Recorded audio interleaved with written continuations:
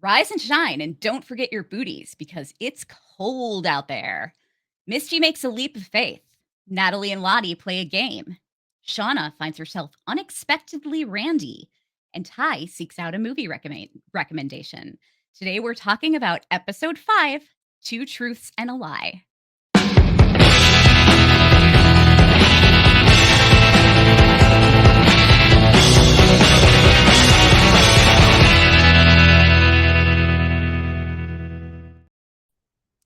Hey guys, what's up? Hi. Kelly Condom Sniffer Geist here with the Antler Queens. You're the most inclusive Yellowjackets podcast where we shove peace, love, and Yellowjackets down your beautiful goddamn throats. Today I am here with the beautiful Pamela. Hey, Pamela. Hello. Thank you for having me, Kelly. You're welcome. My pleasure. So why don't you tell our lovely listeners and viewers a little bit about yourself and about this thing called the Goat Show and all that fun stuff?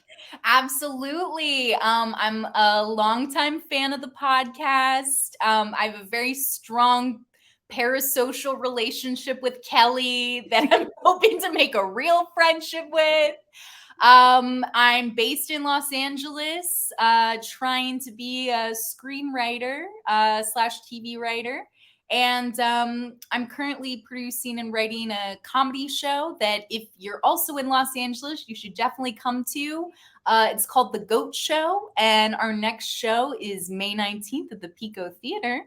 You can follow us at Goat Show LA on Instagram. I'd love to have more Antler Queen friends come on down. That would be awesome. If I ever make it out there, I will definitely go check it out. Please. Sure. I'm already in my head. I'm like, I can't wait till Kelly comes to LA. Of course, we have to, but you'll have to. Do you watch Vanderpump Rules at all? No, but I have been to Sir, and I can take it's great. I was going to say you'll have to take me on the Vanderpump Rules restaurant tour. Oh, absolutely, absolutely. Pump all of them. Yeah. Awesome. Well, thanks so much for joining us, everybody.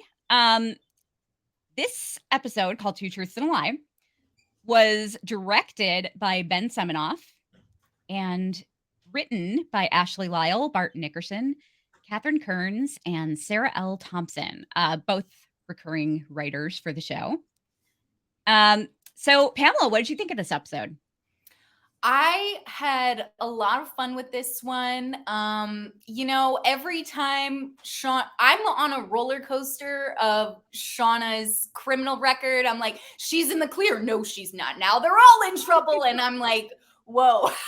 I'm getting almost car sick from all the ups and downs, but I mean, it's enjoyable, of course. I keep watching and being like, oh man, if Misty saw this, she'd be so every episode. I'm like, if Misty was here, she would just be shaking her head. She'd be like, I can't believe how you messed it up this time, Shauna. Misty is kind of like the Swiss Army knife of friends. Like, you don't really want to have to hang out with her, but she's amazingly useful when you need her. Exactly. Yeah. This episode, maybe not Misty's finest hour. I mean, I'm repping her. Maybe not her finest hour, friendship wise, this episode. Yeah. But Misty's one of my favorite characters to watch. And I'm really excited for Shauna's baby. And we saw a lot of division between the girls too at the cabin, and it's going to be very interesting how the rest of the season is going to play out. Yeah. Well, I mean, hey, that storm was pretty nasty, and that just tells us one thing: don't tell the wilderness to fuck off. Yeah, truly. That's what you get. So the first scene, the cold open, was absolutely beautiful. I was geeking out so much. So good. Just seeing Lauren Ambrose finally in all her glory as Van And oh my god, it was so fantastic. Four Non Blondes, What's Up was playing. Incredible. So perfect for Van too. Yeah. Yeah. Yeah, absolutely. Um, she's picking up the mail and shoving some past due bills in the garbage, which, we talked about. We had some unfortunate conversations about on the live on Sunday. Yeah. Yeah. I I'm loved hoping. also the messy donut too. Yeah. So good. It seems like in interviews I've seen that the younger cast kind of had to match the adult cast a little bit, like the girl who's young Shauna had to match Melanie Linsky's voice a little bit, stuff like that. But it's interesting because Lauren Ambrose had it the other way around. And Yeah. I mean, she's fabulous always. And the first time we saw her last episode, I no longer saw her as Lauren Ambrose or the actress in The Servant that I've been watching, 4 seasons of. She was completely Van and Yeah. just absolutely nailed it. She really did. I mean, her mannerisms were perfect. I mean, she was fantastic. The only thing that threw me off is, did you watch 6 Feet Under? Only the pilot, but honestly, from listening to this podcast, it's the next one on my list. Oh, good. I was Just for actually you. just saying today that, like, 6 Feet Under has picked up a lot of new fans because of Lauren Ambrose being on Yellowjackets, and so I'm suddenly feeling like I wanna start a 6 Feet Under podcast. Okay, keep me posted. I will. I'm a newbie to all of it, so I will for sure. No, the only thing that bothered me was that, so Van's apartment looks eerily similar to, so the Fisher family Mhm. had this upstairs apartment over the garage where it was kind of like, I don't know if it was originally supposed to be just like guest accommodations, but Nate, the older son, moved back home and that's where he lived. And when he moved out, Claire, Lauren Ambrose's character, moved up there. And it Van's apartment looks eerily similar to that. And so like, it took me out of it a few times because I feel like part of me felt like I was watching Claire Fisher, like in her old apartment Mm, at the Fisher home. yeah. But no, I mean, she was amazing though. She really, I mean, God, I would love to witness her process in preparing for this. Like, Oh, I just, know. I wasn't at Paley Fest, but my friend who was, the showrunners told the actress playing the young Van what when they decided to keep her, it was because in the pilot, she like tops off her when Jackie tries to assemble everyone to talk, she goes back to the keg and tops off her beer, and they're like that. I mean, she has incredible line deliveries the first 2 episodes. yeah, And she was just obviously very flattered by that. But I'm like, what an incredible connection, because I mean, the first time I saw her playing Van in the pilot, I was like, there hadn't been very much development of Van even in the pilot. I was like, I like her. She just seems so like down to earth and sweet and funny. And, it's just incredible to see like how her character has grown. And oh, this adult version with Lauren Ambrose, I'm like, wow, I'm just so excited. Um, yeah. Also, it was funny seeing the moment of Ty walking in happen again. We haven't really seen them go through a moment for a second time in the episode. So I thought that was really interesting because I thought the end of last episode is more, Ty's perspective. She's very excited. We're all excited.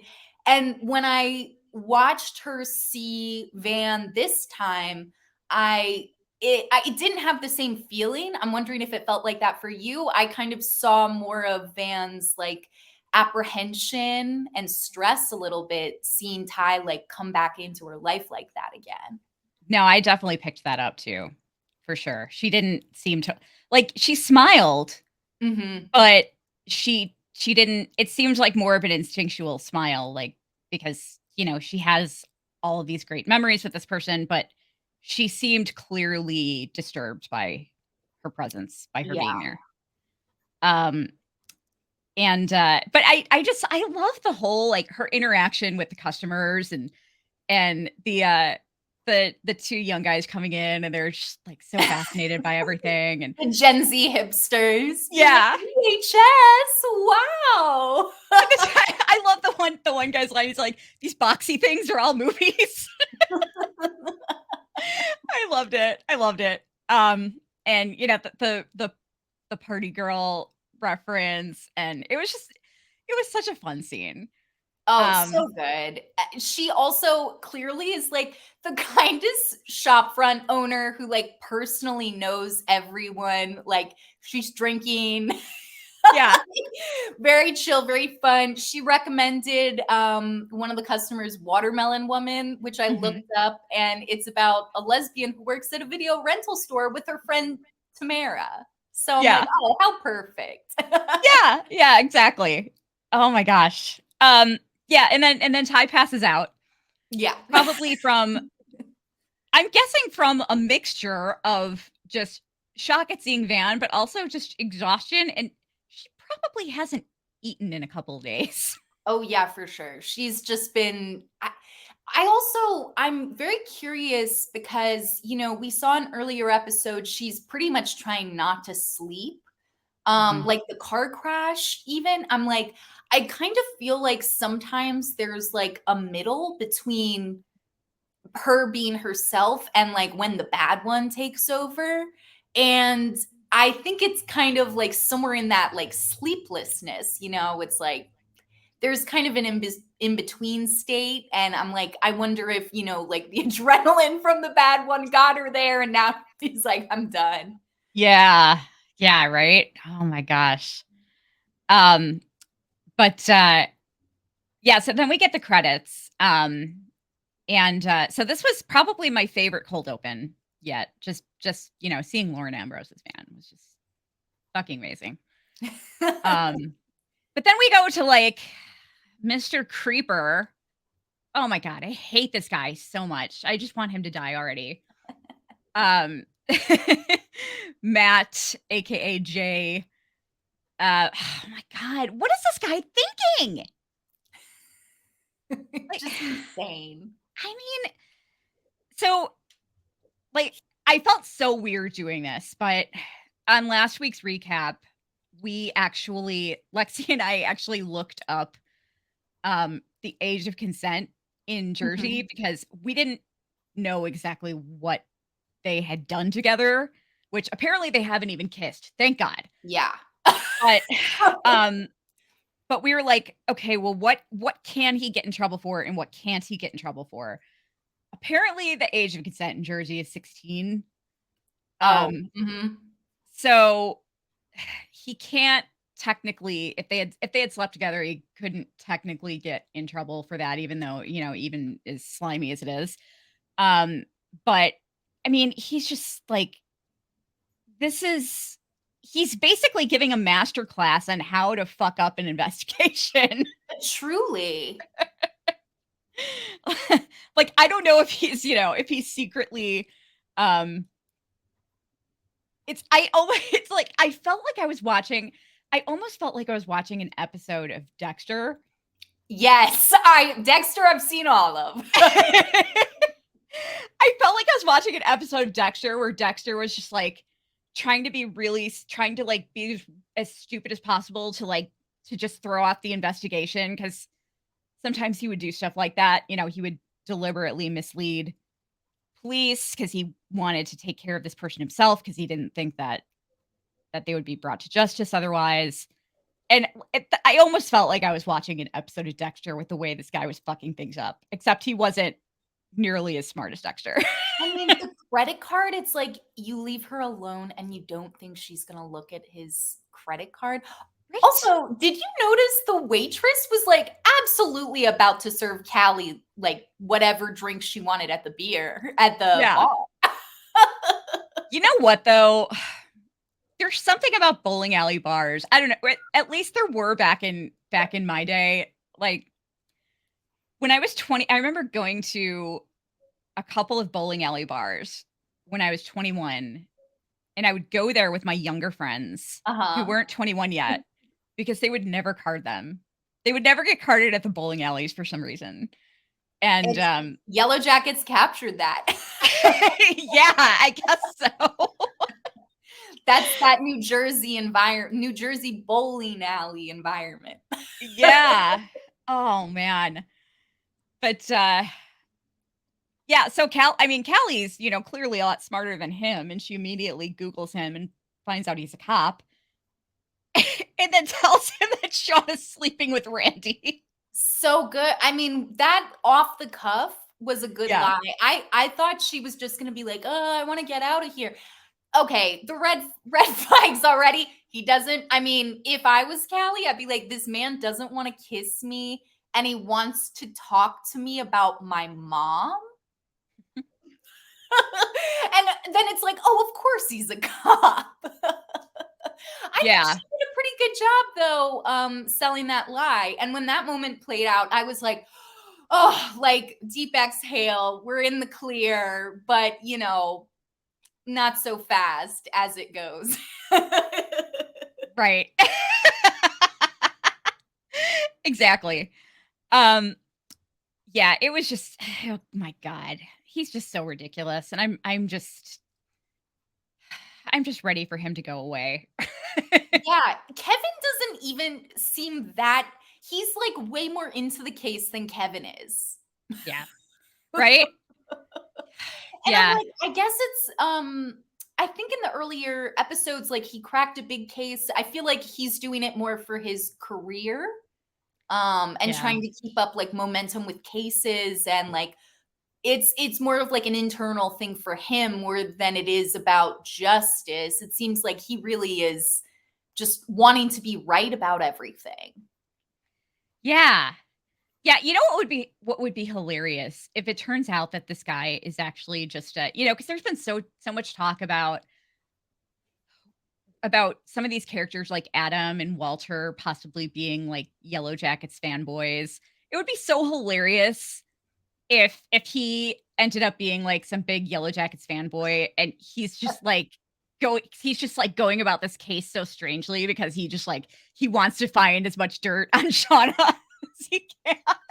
Yeah, he's like, and tell me what happened in the wilderness. She's like, Yeah. wait, what? Oh my god, it would be so weird. But speaking of Walter and Misty, the citizen detective duo, Yes. um, Oh, my favorite couple on television right now. I love Walter. Me too. We Elijah hear Wood Shane. like nailing. I heard they wrote that character for him, and then Oh, they were like, "Oh, we're not sure Elijah Wood will do this." And then he was like, "Oh yeah, of course I'll do it." that's so awesome. Same That's so cool. actually. I think I heard the same about they wanted Lauren Ambrose off the bat, I think, for Van, and they weren't sure that she was gonna do it. And then she's like, "Oh, of course I want to do it." Yeah, well, she actually had her agent call them Oh because she wow. was a big fan of the show, and she's like, "I need to be on this show. Like, get me on it." And we needed her. Yeah, exactly. Yeah, talk about serendipitous, you know? But we hear a couple of seconds of Staying Alive, which Yes. Misty quickly shuts down, which, we'll get more info on later. Um, man, he's just throwing out the worst musical soundtracks. Les Mis, Phantom of the Opera. Well, Les Mis isn't that Misty's bad. taste, we know she likes Sweeney Todd.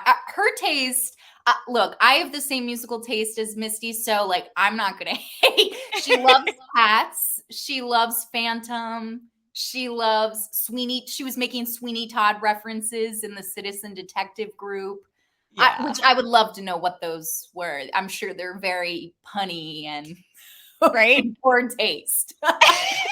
It's kind of disturbing though that like to think about her making Sweeney Todd references considering like her past experience as a cannibal. Oh yeah, for sure. I mean, that's like one step up from Shauna making Sweeney Todd reference.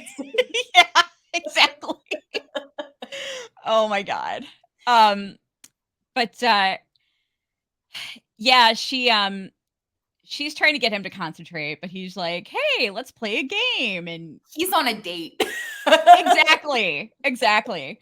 Um, so he suggests playing Two Truths and a Lie, which we actually played on our live episode, and, mine was lame. Lexi's was a little more fun.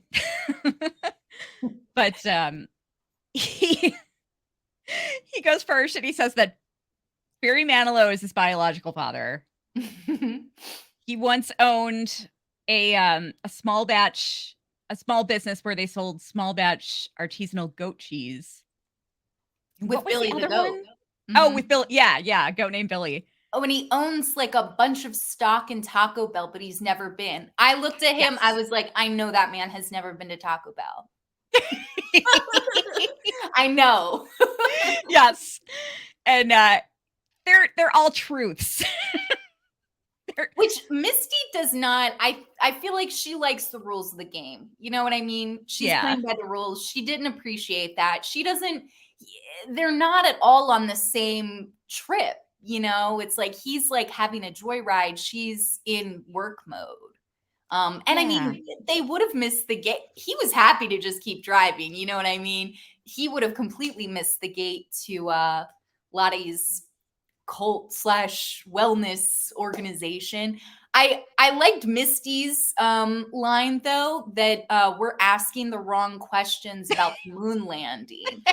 Like what are the right questions? Like, I know.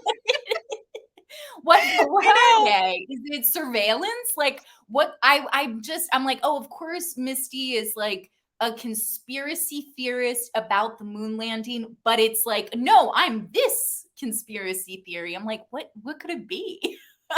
Yeah, right? Yeah. It seemed like a weird thing to throw out there, but it was very misty.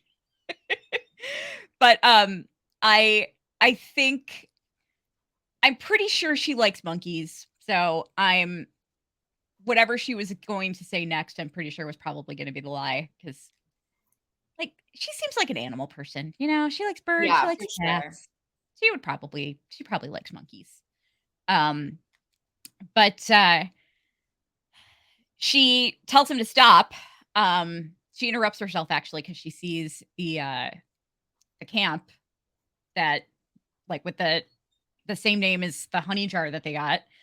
Um, and, like, she thinks they found them. Um, now we go back to Vans, and she's watching someone's wedding video. Do you think that this was just, like, a random wedding video, or do you think it might have been anybody significant? You know, hard to say because we haven't seen too much of Van's family, Right. except for what was in the pilot, which I really want the show to expand on. You know, her slapping her mom awake, dangling the keys in front of her. Ty mentioned she has a difficult relationship with her mom. I just kind of took that. I think maybe it was just a random person's tape, but I think that she's like a person who likes commitment and being in relationships. I don't think she's like relationship adverse, and maybe that's why she's single. Whereas like at Ty, I kind of think she could be a lone wolf. You know, Yeah. she could be on her own and she'd be fine. I feel like Van wants to be with someone, and she's just like very she probably watches these wedding videos all the time, and I think she was just really touched by you know, the care of these people like talking about one another. She she looked so sad to me, which Yeah. just feeds into the theory that people were talking about on our live on Sunday that there might be something not so great going on with her health. Yeah. I Yeah. hope that's not the case. I really hope that's not the case. And throwing out the bills too, you know. Yeah.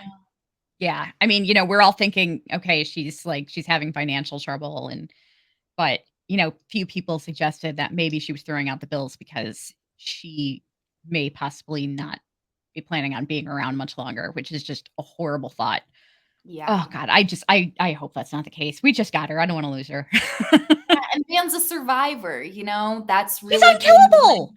She really is. She should be. Yeah. That would, you know what? That would be interesting if they gave her like a terminal illness and she survived it. Yeah. Um, I just would because that'd she's be very I would love that storyline. yeah, yeah, because she can't be killed. Of course she survived it. She can't be killed. She's unkillable. um, but so Van's like, "What the fuck are you doing here, Ty?" And she kind of picks up that like, "Oh, okay, she's here because it's happening again." Yeah, so quick. So Yeah. quick. Yeah, right? Yeah. Yeah, it was really fast. Um, and she's just like, "I just need to go take a shower."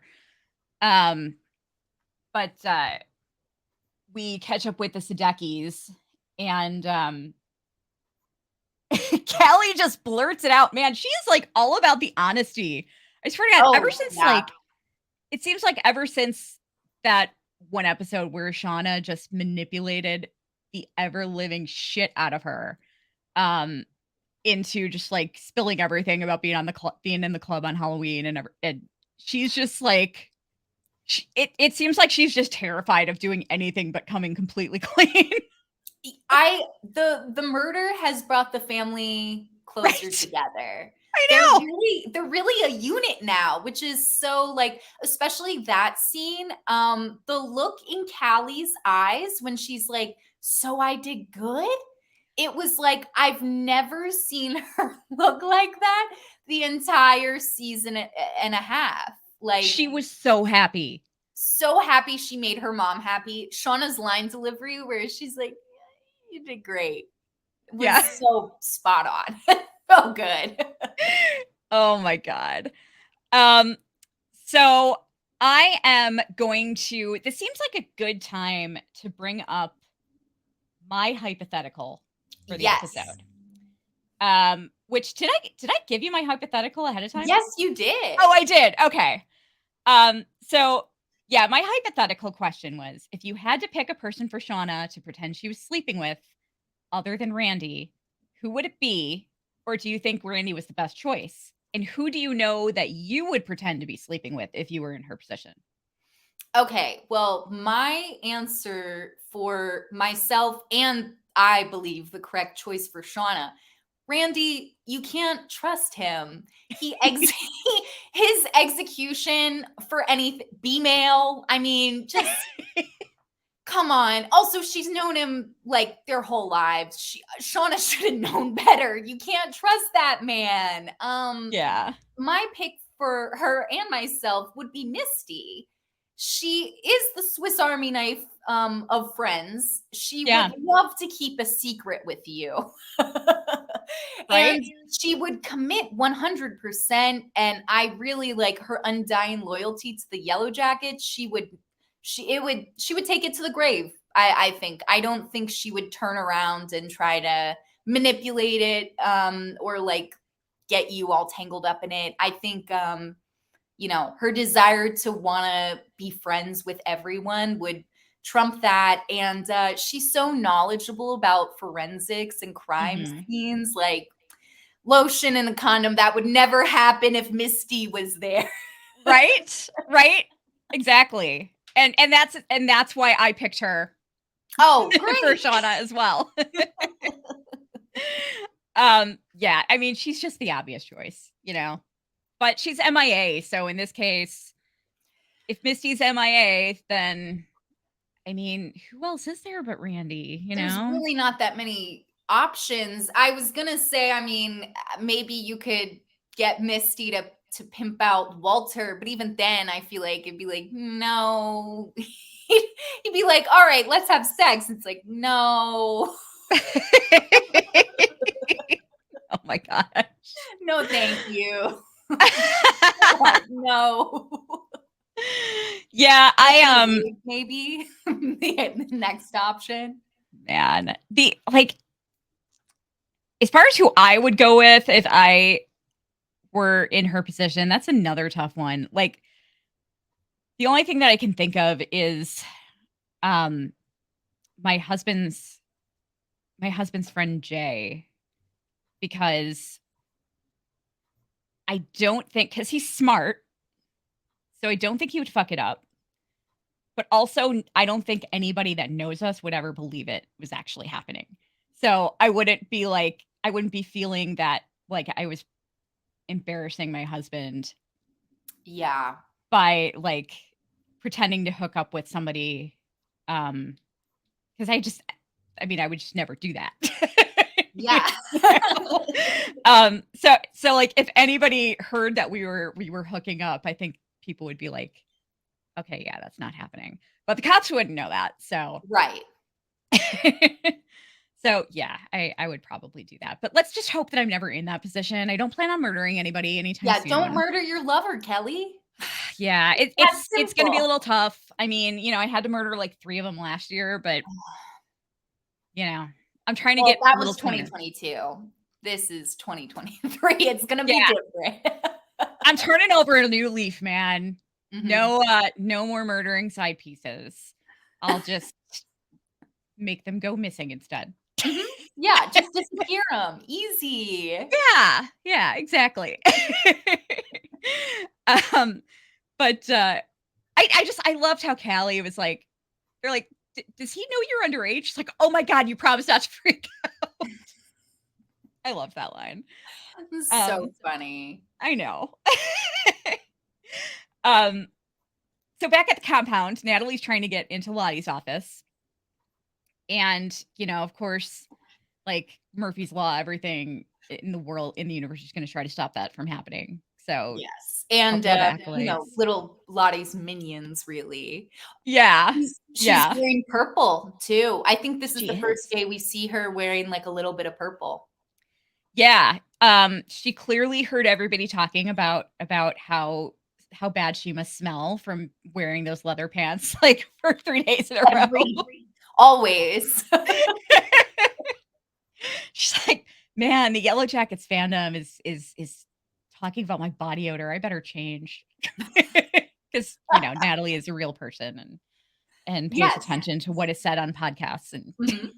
YouTube channels. He's listening We're right actually now. watching a documentary here, people.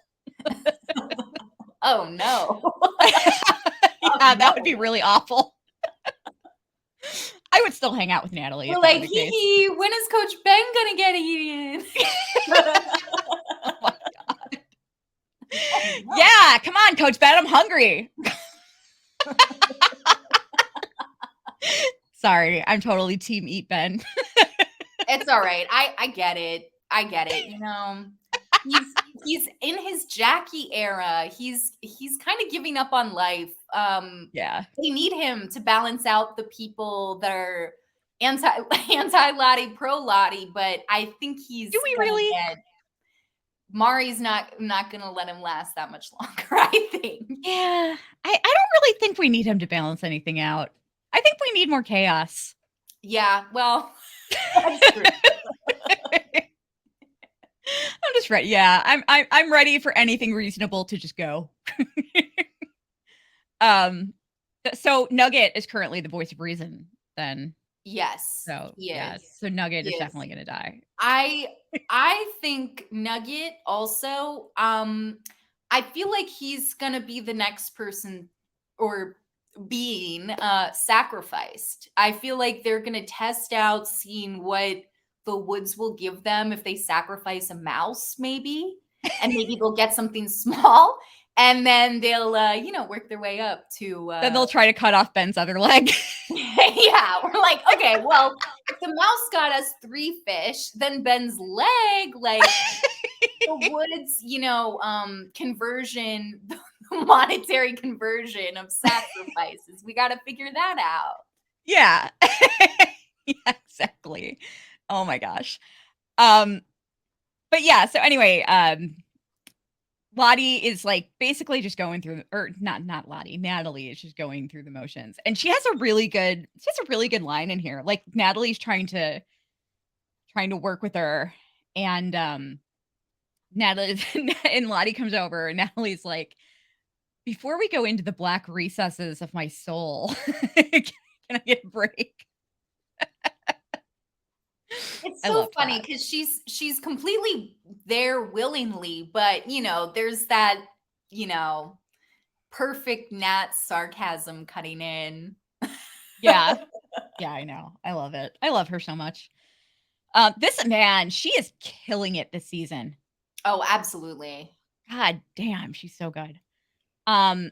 We and I'm sorry to get off topic, but one thing that we talked about on last week's recap is that we've talked so much on this show about how amazing Sophie Thatcher is at Yeah. embodying Juliette Lewis.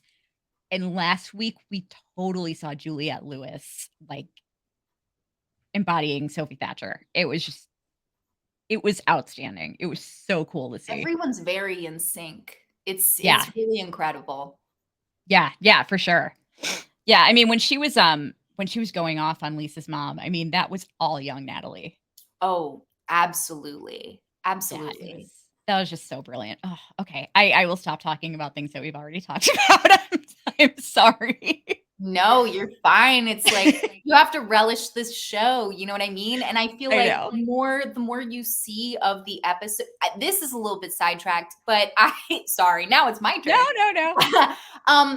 When I first end of season 1, I kind of thought Lottie's cult would be a little more like mysterious, woodsy, a little more. This felt much more like we sell honey and we meditate, and like the art direction of the scene and the production design of that compound, it was giving just, very regular, normal, new age vibes. And I was like, oh, that wasn't what I was expecting from a group of people in purple with like pendants on their neck that walk in. But the more I see of this episode, I'm like, no, that fits perfectly from what we've seen of her and this organization. It's not exactly a like we're worshiping the trees and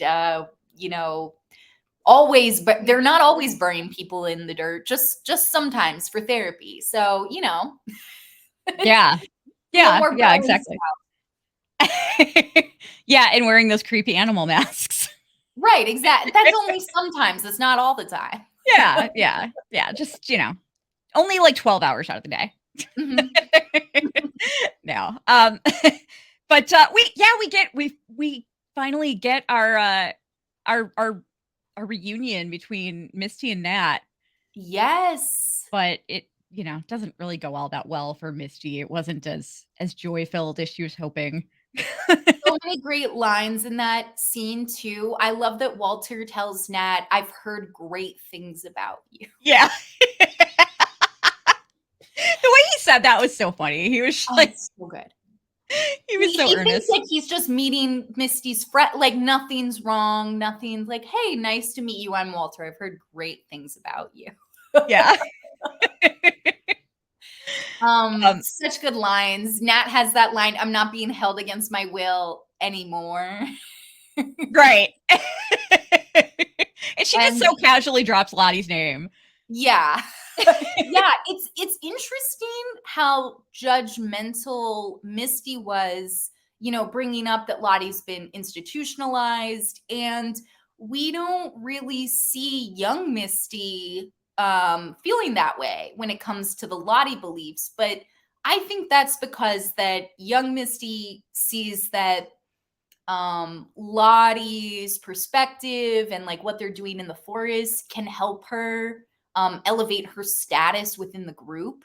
Mhm. And I think that she's a very logical person, but I think she is willing to put that aside if she can get a little more social momentum from it.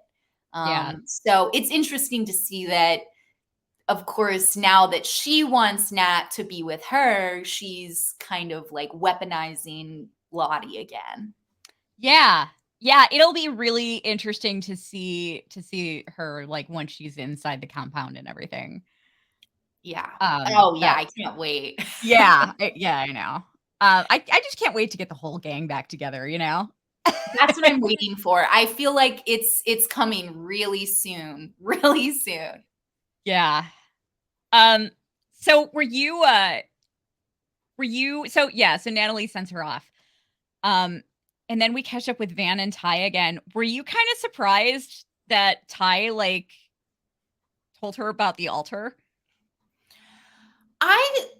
I wasn't surprised because I feel like Ty has been sitting with this, and I Yeah. mean, it's her dog, like, if it was my dog, that's, like, essentially my family member, you know? So, I mean, there's sadness and the how scared she must be that she did this and doesn't remember it, and, I mean, you know, we see that Van is like, "I love you regardless." Well, in the earlier episode when they're young at the cabin, she's like, I love you despite this. Like, it doesn't matter to me. I'm not afraid. So I think that she's been the only person that Thaisa can be fully herself in all of her, you know, aspects, and even the bad one in front of her. So I wasn't surprised because I felt like she was dying to get it off her chest.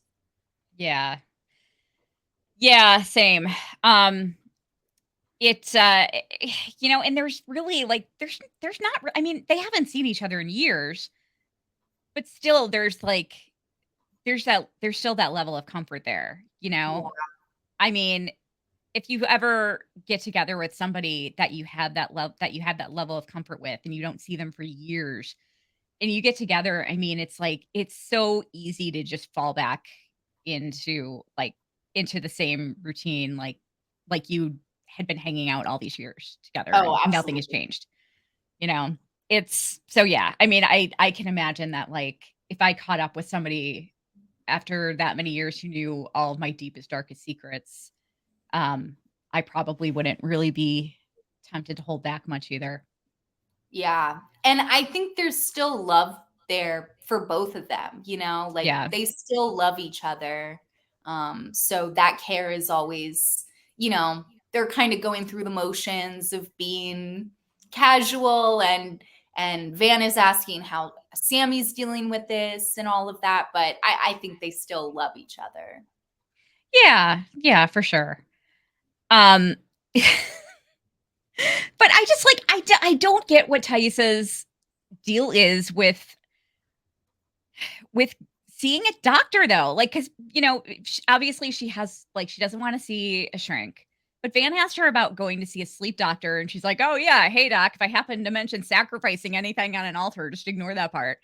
She doesn't have to say that. I mean, like I don't know her what her hang up is with like going to see somebody who could possibly help her, unless she Yeah. really thinks that it's more of a supernatural thing and that nothing is Yeah, gonna. I think deep down, especially the man with no eyes, and that's kind of been with her through her childhood, like through her life, even pre the plane crash. Like, I think deep down she knows that it is supernatural. But also, Ty is such an independent, like headstrong person. I feel like maybe she doesn't want to seek out help, thinking, you know, it makes her weak or it makes her incapable of handling things herself. But it is interesting that it's like she doesn't want any kind of like spiritual help, but she also doesn't want any kind of like medicinal or professional help either. Yeah, I mean, I wonder part of me wonders if maybe she's afraid because of the whole political thing. Um, like she has to be a little less trusting than most people. Um, Totally. I mean, what if she saw a shady doctor who didn't necessarily like abide by HIPAA standards and, wanted to leak info or something, Um, Oh, absolutely. I mean, it's who knows. So I could understand her being overly cautious for sure. As I imagine like, most celebrities and politicians are. But yeah, still it's like it's just so sad that she is just handling this on her own. Yeah. Yeah, but I'm Um, glad she found I'm so glad she's back with Van, and yeah. that we're not in the right place. So it sounds like Yeah. we're gonna be headed to the other Yellowjackets pretty soon. Right, exactly. Um, but, Yeah, I love, so when we catch back up with the citizen detective duo, so Walter, like, Walter kind of comes clean that he thinks that Misty killed Adam, which is pretty surprising. Yeah, that really caught me off guard. I mean, Misty was very defensive of it, so I feel like that probably is a reasonable leap rather than being like, I think you're covering up for your friend who's his lover. It's like, oh, well, I think it's you. Um, Yeah. it's so like that great line about his grandmother, even though she got 30 years, Yes. she always sent me a birthday card. She's thoughtful like you. Yes. I loved that. I loved that. It was so great. Walter can Um, see the good in anyone. yeah, yeah, even killers. Truly. And I mean, it's interesting because Misty is very closed off to him, but especially this episode, seeing how Crystal reacts to her and things like that. It's like, isn't he exactly what she's looking for? He like, although he thinks that she murdered Adam and she didn't exactly, it's like he does kind of see her exactly for who she is, and he's totally willing to accept her. But Misty's still closed off, and that's really interesting. Yeah, and it kind of like just made her totally nope out, which was really surprising. I mean, I guess she figured like, okay, this guy knows too much. I got to get the fuck out of here. you Yeah. know? So I mean, I'm assuming that's what that was, and she she almost seemed kind of scared, which is unusual for Misty. But we saw that from her already once this season when she was on the citizen detective board on what was their Reddit report for it. Yes, for it. Yeah. And she was just like aggressively downvoting his posts about Adam Martin. So Um, funny. but yeah, I mean, he clearly makes her nervous because he's he's smart and he catches on to things. Yeah. I, Um, I think also that conversation must have been so frustrating for her because, he's like, great, Nat's fine, let's leave.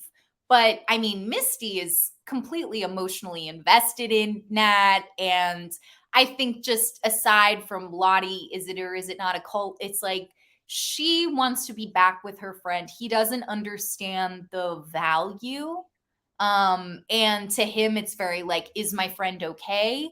But for her, she wants Nat back. yeah. And they're just not on the same wavelength about that. And I think Mystery doesn't think they'll ever be in regards to like what the Yellowjackets mean to her, So she's like, get out of here. Yeah, yeah, exactly. Um, part of me wonders too if maybe she actually kind of likes him, Yeah. and when she realizes that he's kind of on to her, she's like, "Oh no, I don't want to have to kill this guy. I got to get out of here. I Yeah. actually like him and I don't want to kill him." Yeah, it's a little too much because she does kind of like to have the upper hand when she has relationships with people, even if they don't fully trust her. I feel like she'd probably rather be in a position where, she's secretly poisoning you or she knows something you don't versus someone, a really healthy relationship where you just fully see each other for who you are. She's like, no, thank you. Right? Oh my gosh.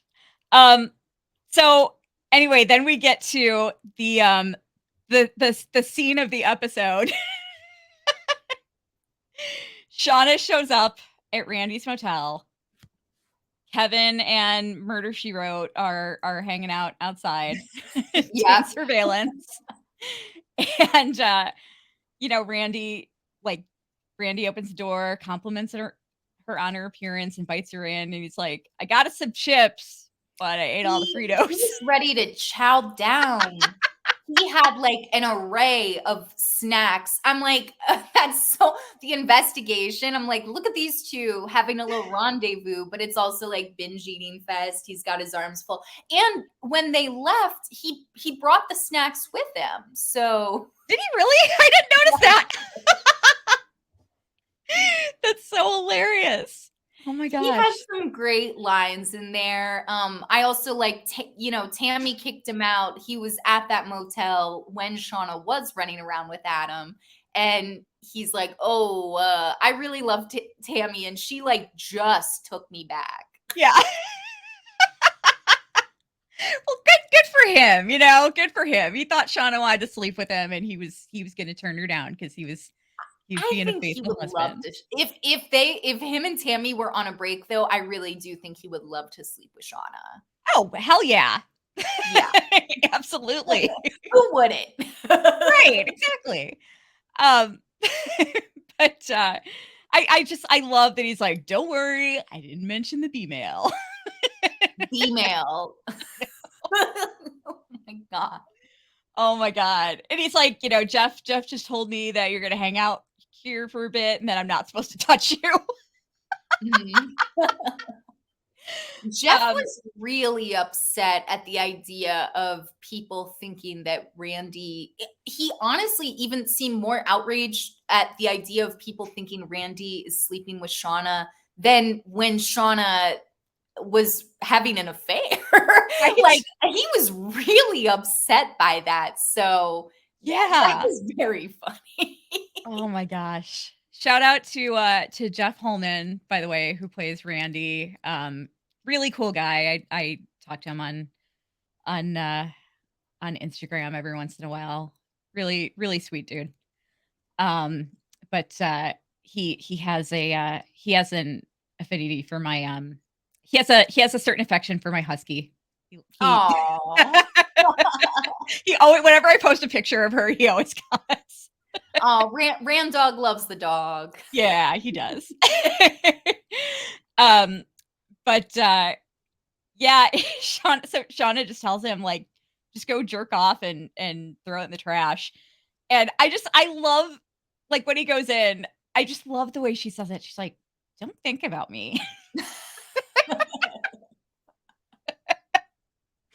Um, now, did you did you think actually I'm gonna interrupt myself because we'll get to that in a minute. But yeah, it was just a great scene. And so we get back to Van's place. Ty is in the bathroom finishing up her shower Mhm. and sees the bottle of oxycodone. Um, Van tells her that it was for her mother who had cancer and died. Um, but I mean, the way, like as I mentioned earlier, our live, which you were there for on Sunday, um, people were speculating that perhaps they really were for Van, and maybe she has cancer, maybe she's dying. Um, but I also was a little like, I was also a little suspicious of the way that Ty came at her so aggressively about it, though. Yeah. Like, why wouldn't she? Why wouldn't she just like ask her more gently, like, is something wrong? Like, did you hurt yourself? Like, she just seemed really kind of aggressive and judgmental about it. Yeah.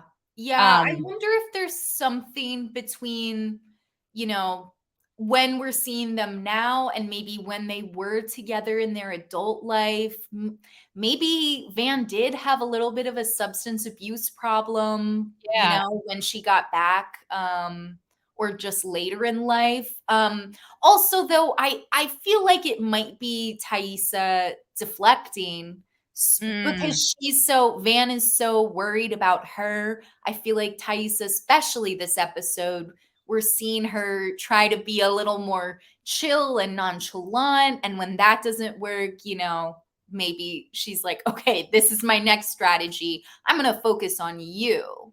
good point. And I think Thaisa is just, again, like fully reinvesting herself into Van already. So that's Yeah. kind of where what I took from that tone with her, but very aggressive from someone you haven't seen in a very long time, rummaging through your medicine cabinet. Yeah, yeah, exactly. I mean, like, I I I I get being a little worried because they just, doctors really don't give out oxy all that often.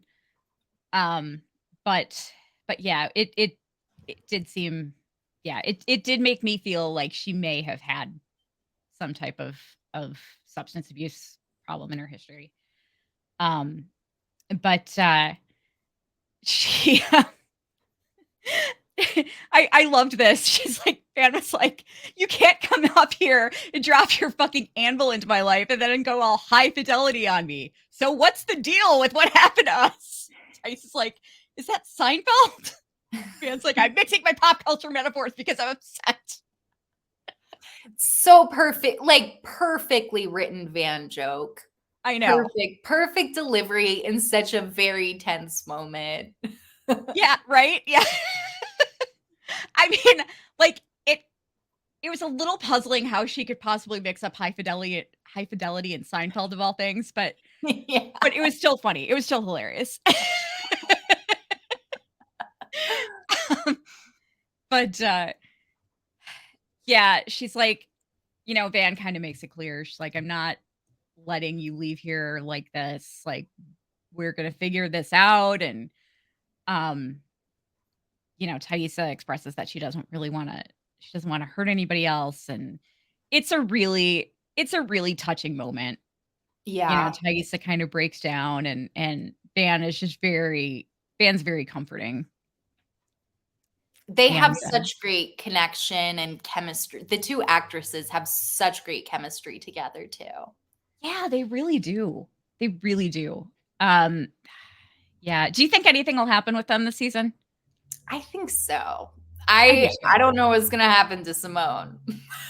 I don't know what's gonna happen to her. I feel like, also, I feel like the bad one, Thaisa, wants to be with Van. Or like, Yeah. I kind of think that that version of herself, that is the way that Thaisa is supposed to be, like this is who she's meant to be with.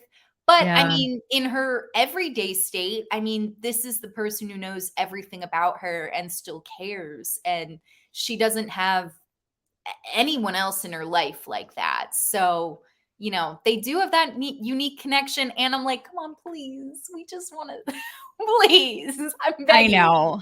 And, as much as I hate to say this, um, because I love Simone, and I think Thaisa does really love Simone, but, I Simone kind of almost feels more like she's filling a role in Thaisa's life.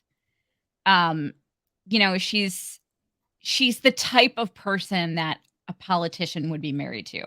Hmm. Um, like she's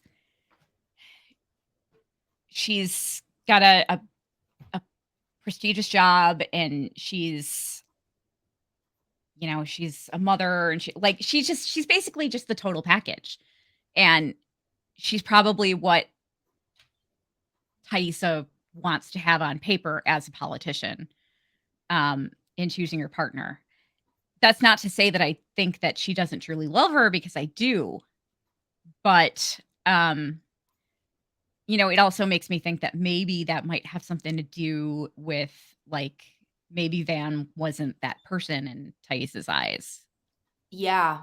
Um, It is interesting also that conversation from season 1 between Thaisa and Shauna where she was like, "If a person makes you feel that, it's dangerous." yeah, So, I think they had some kind of connection that maybe Thaisa shut down for a combination of professional reasons, and maybe even she's just not, I don't know, like willing to keep herself as open with Van as Van wants her to be.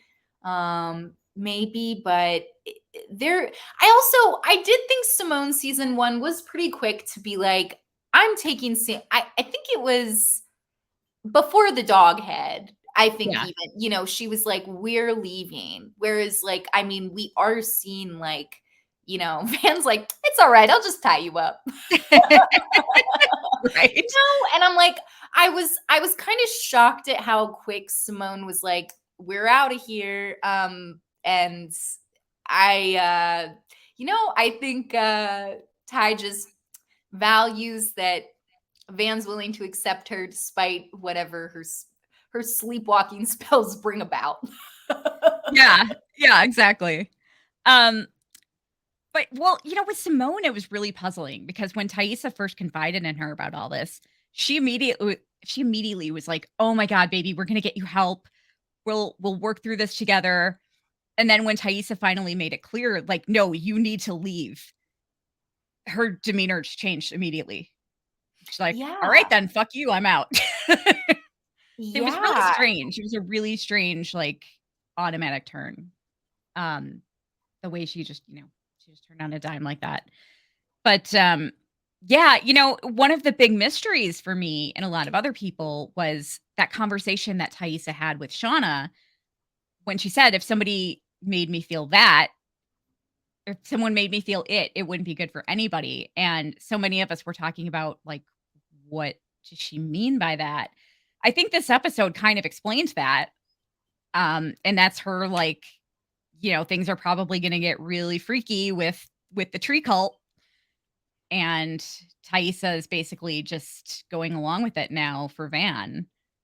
So I'm Oh, assuming that's yeah. what she was referring to. Which is really interesting, to jump around a little bit. Akila and Thaisa's conversation and that whole interaction, it reminded me of when in the pilot, the coach brings Jackie in and is like, "You have influence." I think that Thaisa doesn't have as much influence as she wishes she did compared to Lottie, but she does still have influence, and she's still a leader. And it was very telling to see Akila be like, "Well, I saw you there, so I went along." And also, very, very dangerous. I get why Thais is there. It's like, Van's happy and she's not going on insane walks over cliffs in the middle of the night in her sleep. So it's worth doing, but it's a Yeah. slippery slope for sure. No Yeah. pun intended. Yeah.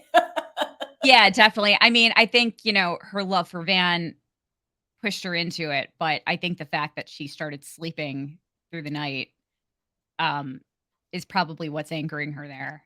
Yeah. And I mean, like, if you were going through what she was going through, I mean, I think almost and you started doing something crazy that, like, was happening, you started doing this thing, and then you immediately started sleeping through the night.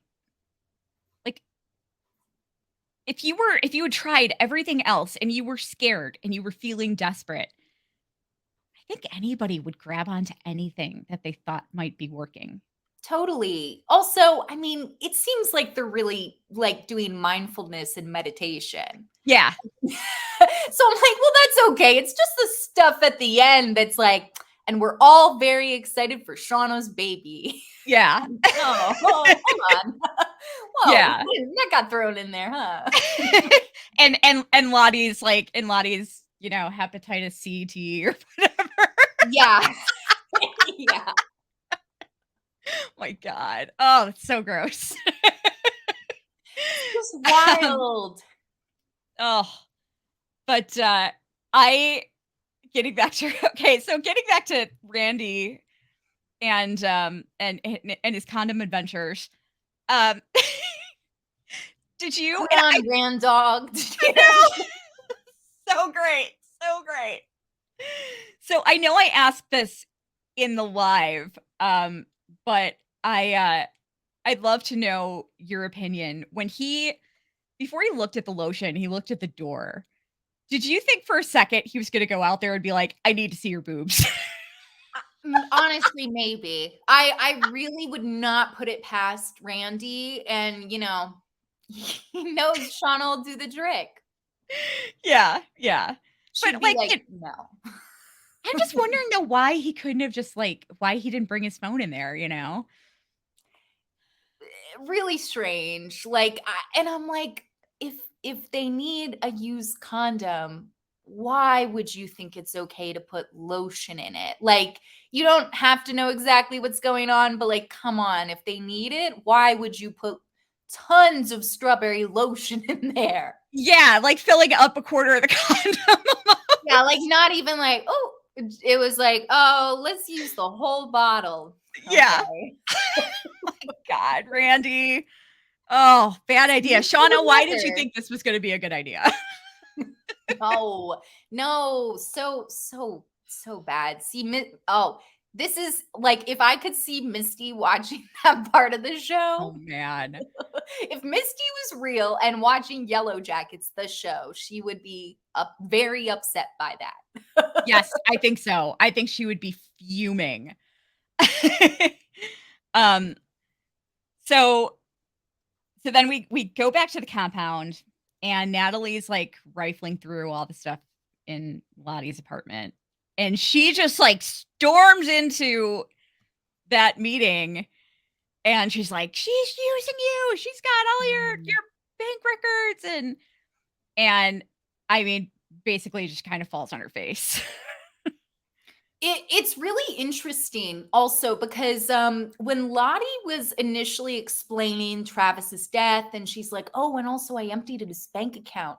For me, I've been progressively less suspicious of Lottie as the season has gone on. The money Yeah, thing was still a red flag to me because I'm like, I kind of felt like maybe Lottie's not the big bad of this season, but maybe she's having financial troubles. Nat mentioned her having like a Rolex. So I'm like, maybe the compound needs money.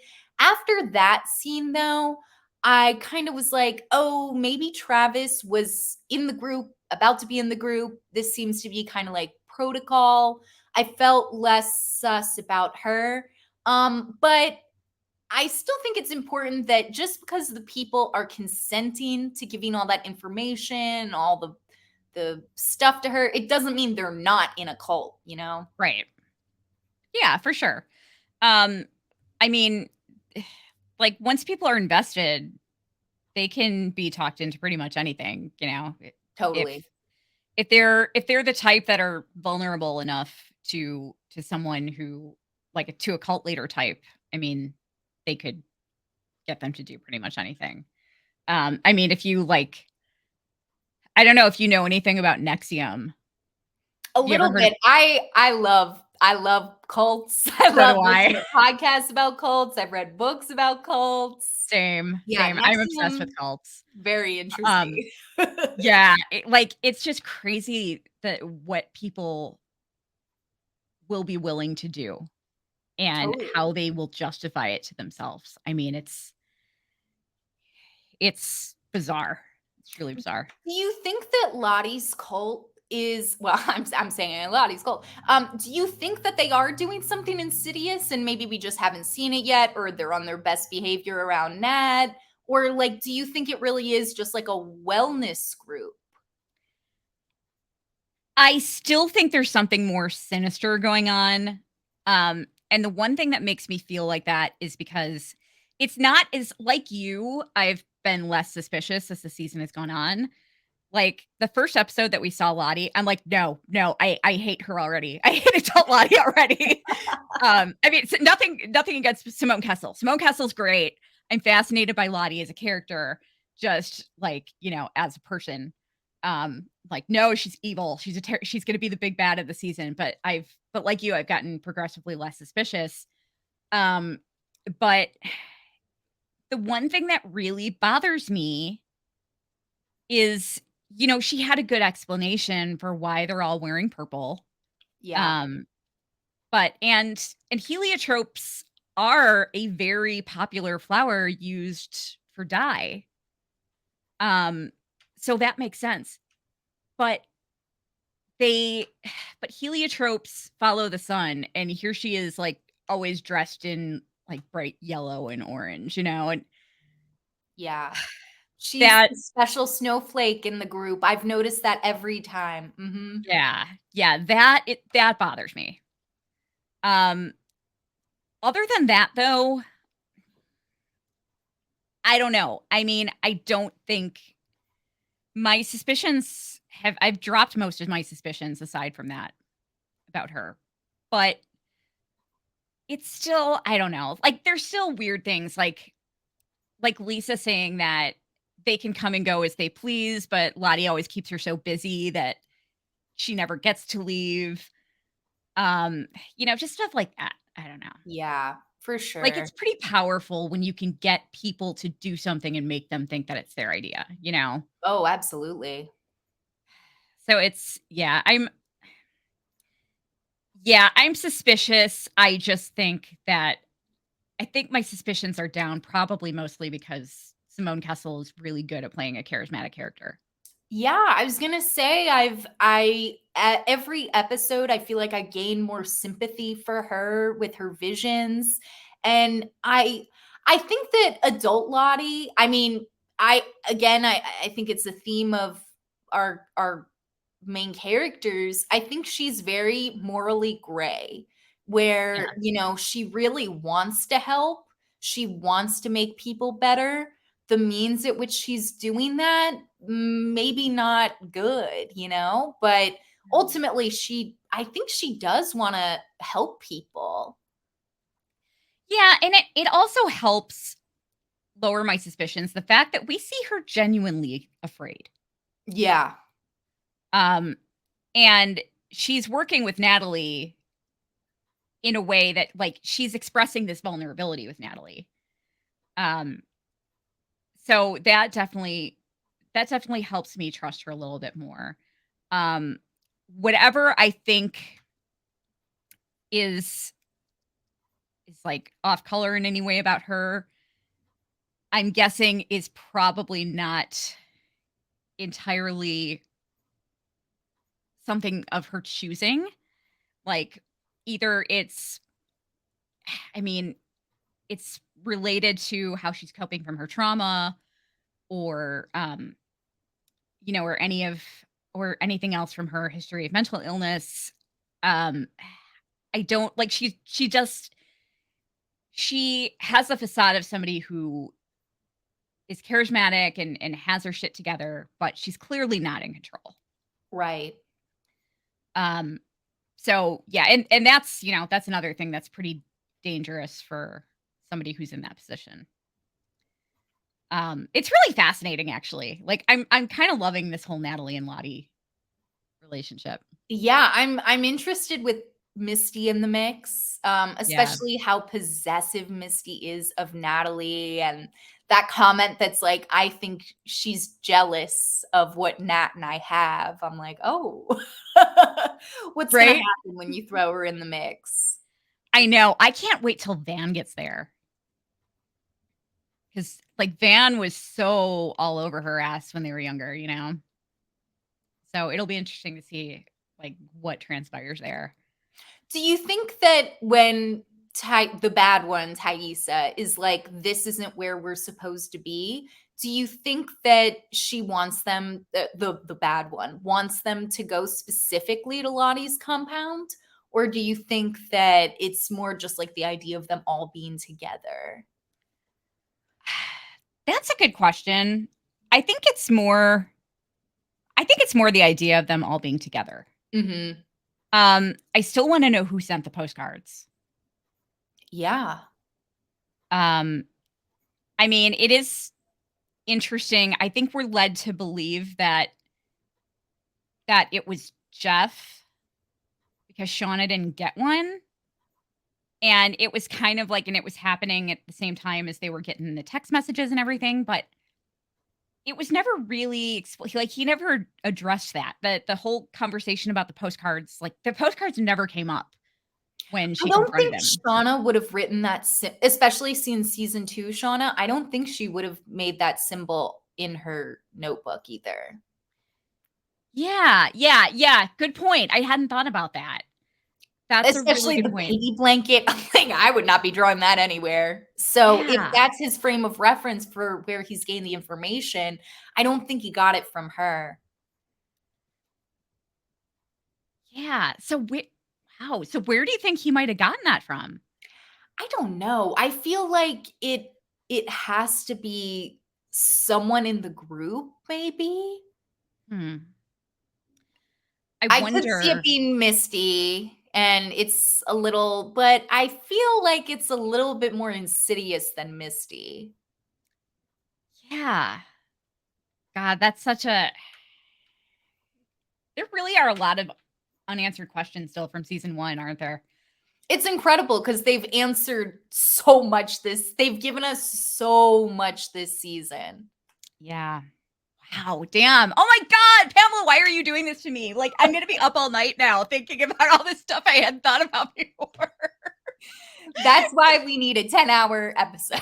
Yes, exactly. Yes, we're marathoning, by the way. We're going to be recording for the next 6 hours, so pack a We'll go to lunch, sleep. dinner, I'll breakfast. in the middle of my dreams, I'll wake up and I'll be like, "Wait, I just remembered." Yes. We're just gonna leave the recording going. We'll just, like, make it live at some point. I don't even think you could do that halfway through, but we'll figure it out. Um, but, so anyway, like, Lottie tells Natalie, like, she thinks she knows how they can figure out what Nat was right about. Um, but before we get to that, though, we're gonna go back to the motel where I'm just gonna call him Murder She Wrote from now on because I like that. yeah, that cracked me up when Kevin called him that. Actually, I love that. Um, but like, what is this guy thinking? He's oh my god, he is just completely ridiculous. So And I like ridiculous. I almost called him stupid, but I hate that word. I absolutely hate that word. I'm trying to ban it from my language, from my vocabulary. But he's just so ridiculous. I mean, Completely felt up that condom, did a little yeah. Yeah, that condom that was on Randy Schlong. gross. I But, mean, I mean, committed to his job, I guess. right? Oh my god. Oh, like I know it was lotion, but like he didn't necessarily What know if that it right was? off the bat, you know? Yeah. He Sniffing sniffed it, it. Kevin's reaction that was like, "Oh." Like, yeah, that is the right response, Kevin. Oh my god. So, and you know what's funny is, like, out of all of the people that were in this episode, um, that were at that motel, only one of them has actually had sex in that motel, assumedly. I mean, Yeah. assuming, like, assuming Randy didn't invite Tammy or, like, some random hooker over or Yeah, something. him and Tammy don't go to their house. They go back to the Yeah. hotel that Randy's been, exiled to. Nat and Kevin, were there though, I think, right? Yeah. Yeah, yeah, Kevin was actually the only one that was in that hotel in this episode that had actually had sex in the Oh, hotel. yeah, because even Shauna didn't. She was leaving to go somewhere else, right, with Adam? Or She did was no, they she was there to meet up with Natalie and Oh, Taissa. mhm. Yep, Yeah, that's um so funny. The only one that slept with anyone at that hotel is the cop. yeah. Yeah, I don't know why I just thought of that, it just kind of amused me, I don't know. But he's so, like, in all of his ridiculousness, he's somehow proud of himself. Yes. He's like, "The fuse is loose, baby!" The Cuse is loose. Fuse is loose, my Like, god. checking out the bed too, it was so much. So Oh, much. god. And then, and then Kevin's like, "Well, she deliberately gave you bad info," and he's like, "She might be good, but I'm better." I wanna know what do you think he's planning next? I don't know. I'm worried though now because now the entire family is implicated, which sucks. Um, Also, I'm like, how much better can you be? You didn't have a fake credit card? Like, come on. That's easy. Yeah, no, I'm interested for like what's up his sleeve because I feel like Callie is gonna be like, I don't, she gave him the intel, led him on to Randy. I feel like she's gonna say, I don't want to see you anymore. So I feel like they're gonna start, making that next jump into like interrogation and stuff like getting really into it because I don't think he's going to get anything else from Callie at this point with Yeah. his, fake identity. Well, we did actually see in the preview that he's gonna be interrogating her. Oh, Callie, And, Shauna in the next episode. Um, which so she's not prepped for. I know, my Not prepped god. good enough. She's not going to, just stick to saying, "I want my attorney." There's no way. No, she already said that to Kevin when he was, like, in her house. Yeah. So, I feel like she's gonna flub it. Yeah. I'm curious, though, if between Walter's suspicions and if the tides kinda turn, where the Yellowjackets once again turn against Misty, I'm like, I could see this getting pinned on Misty somehow. I could also see it, if Misty can make it back to do damage control, I could see her blaming Jessica Roberts. I do not know where that body or crash car is or went or what happened to her, but I could see Misty trying to tie up loose ends and pinning it on her. That's what I was thinking, that they would find a way to either pin Adam's death on Jessica or Jessica's death on Adam. Um, I'm actually thinking that the latter might be more likely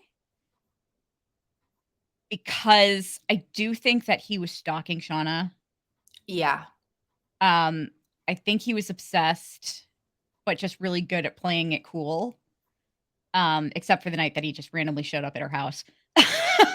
Like, that was a little Just got weird. a little too excited. Yeah. But, it's I have this theory that, like, that they're gonna find something that's gonna make it look a lot more sinister than what we saw, and that it's gonna come down to Shauna killed him in self-defense.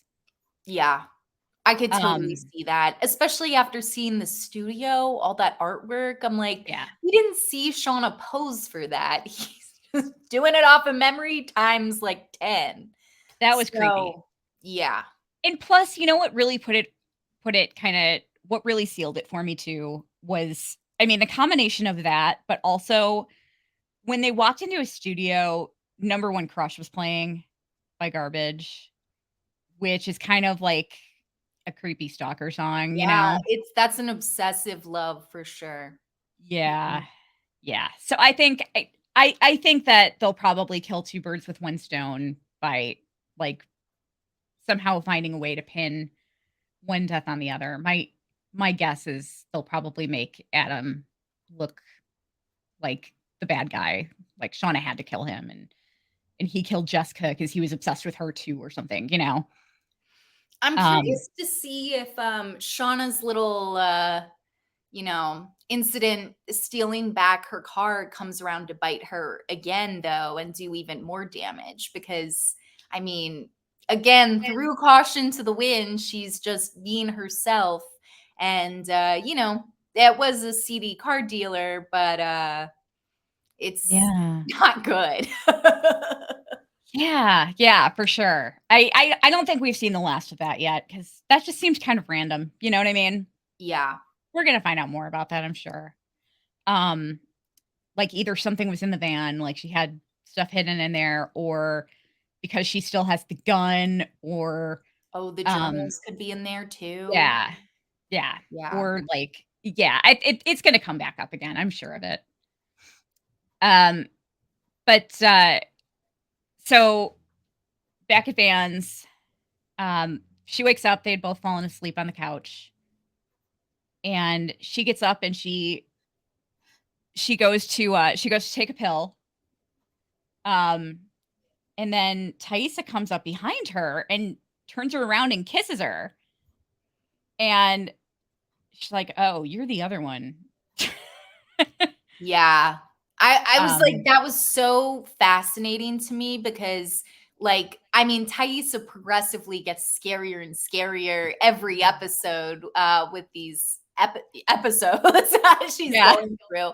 I was like, oh, the bad one is very passionate Yeah. lover.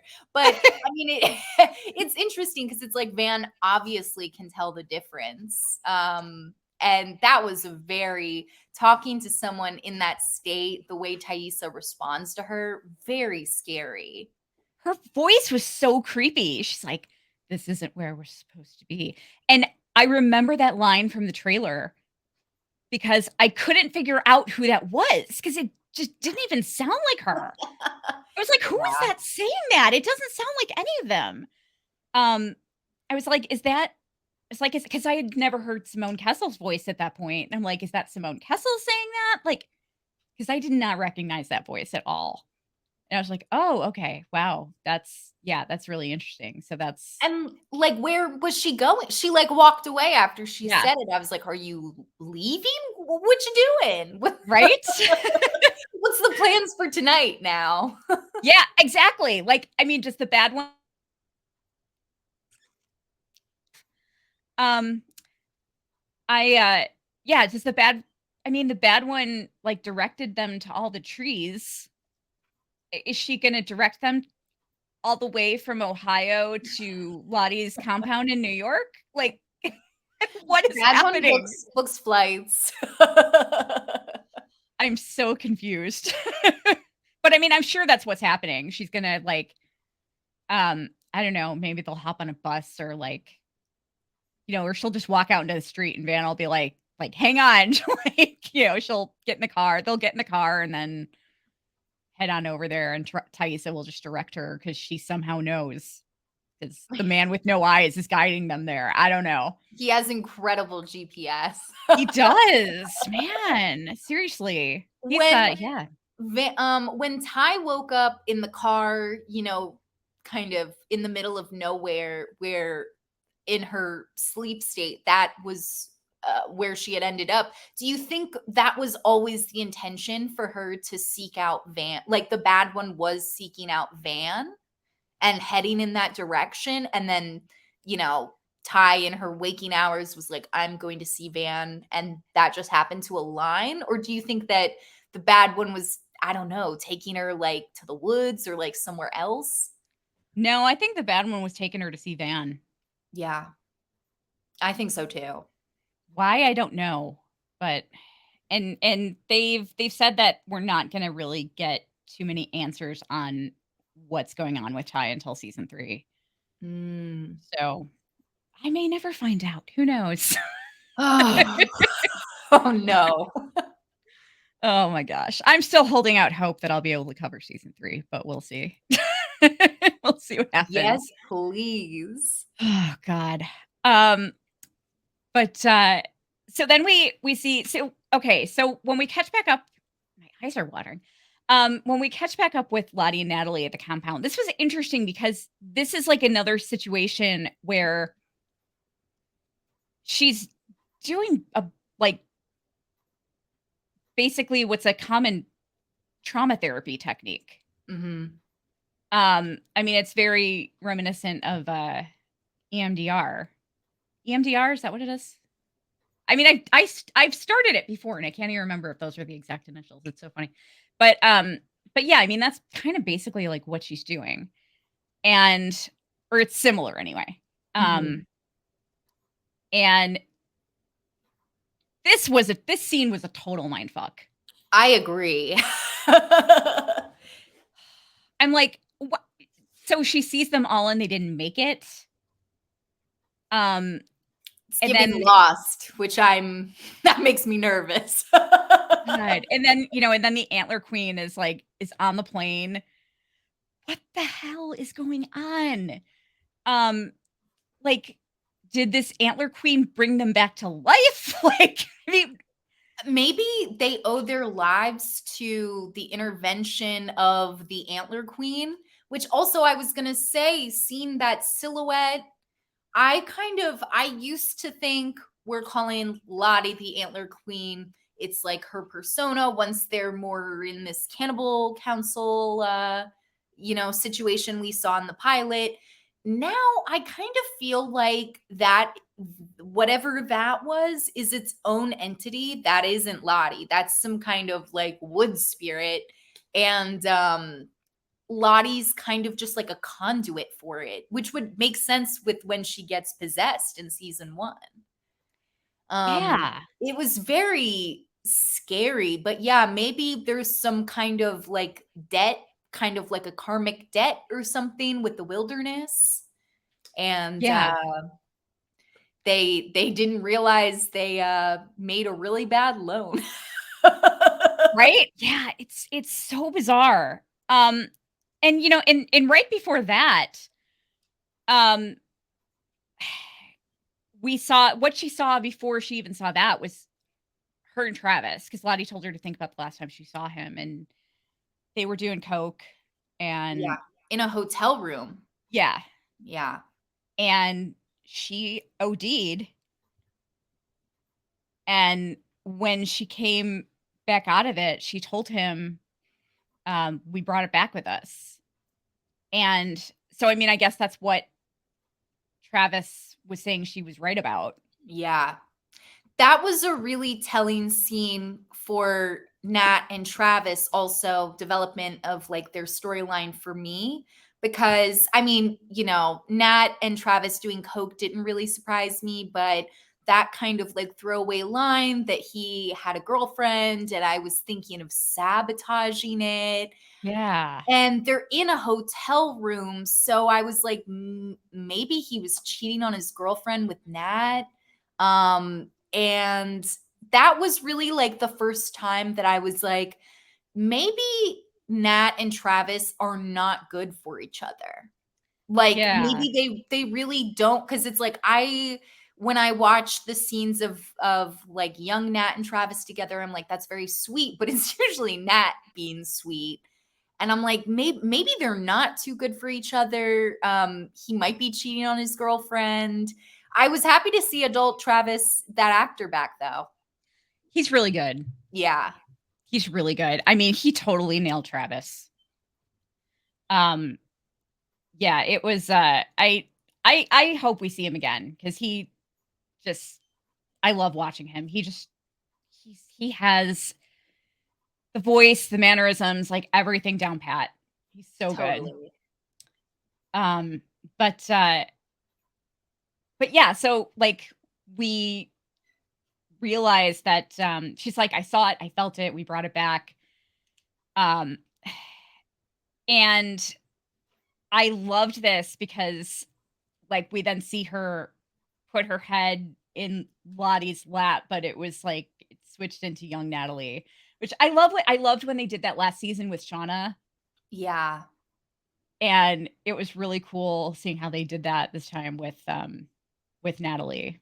it was very sweet, because I Yeah. feel like that was the time where they had the most connection. And I kind of think that, I'm like, Lottie wanted to reach kind of, it wasn't like inner child work, but, like unlock that deeper part of herself that I feel like is kind of rooted in young Nat. And here she is. She showed up, and it was very sweet.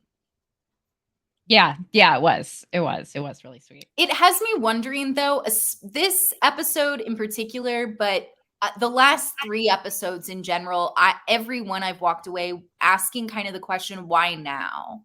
Is like, why are all, especially with Lottie and the visions and all that, I'm like, if you brought it back with you, were there incidents the minute you got rescued, and or did life just go perfectly back to normal? And like, if it did, then why are all these occurrences starting up, like Thais's sleepwalking? What is the significance of the timing now?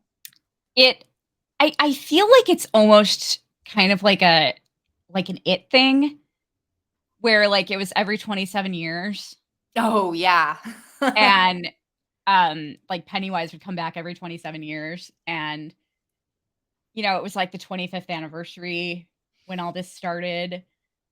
So I feel like that could be why. They were also on flight 2525 too, which Oh, was really interesting.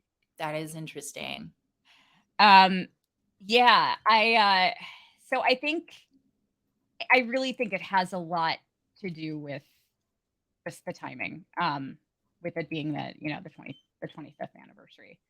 Now, did you notice, and I'm trying to see if I should have pulled up a picture of this, and I apologize for not thinking to do so. Um, did you notice when Natalie was, like, seeing all this stuff, there was a quick flash of her, like, in all white. Did you catch that? No, of Nat in all white.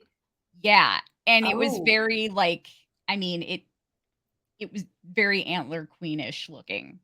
I've heard people say now they think Nat is maybe the Antler Queen or maybe her and Lottie. So it is interesting because I feel like at this point too, Nat and Shauna are really the last people holding out on Spirit of the Woods completely overtaking this group. So I'm Yeah. I wonder what that turn would be for Nat too. Yeah, I it is really interesting because I still feel like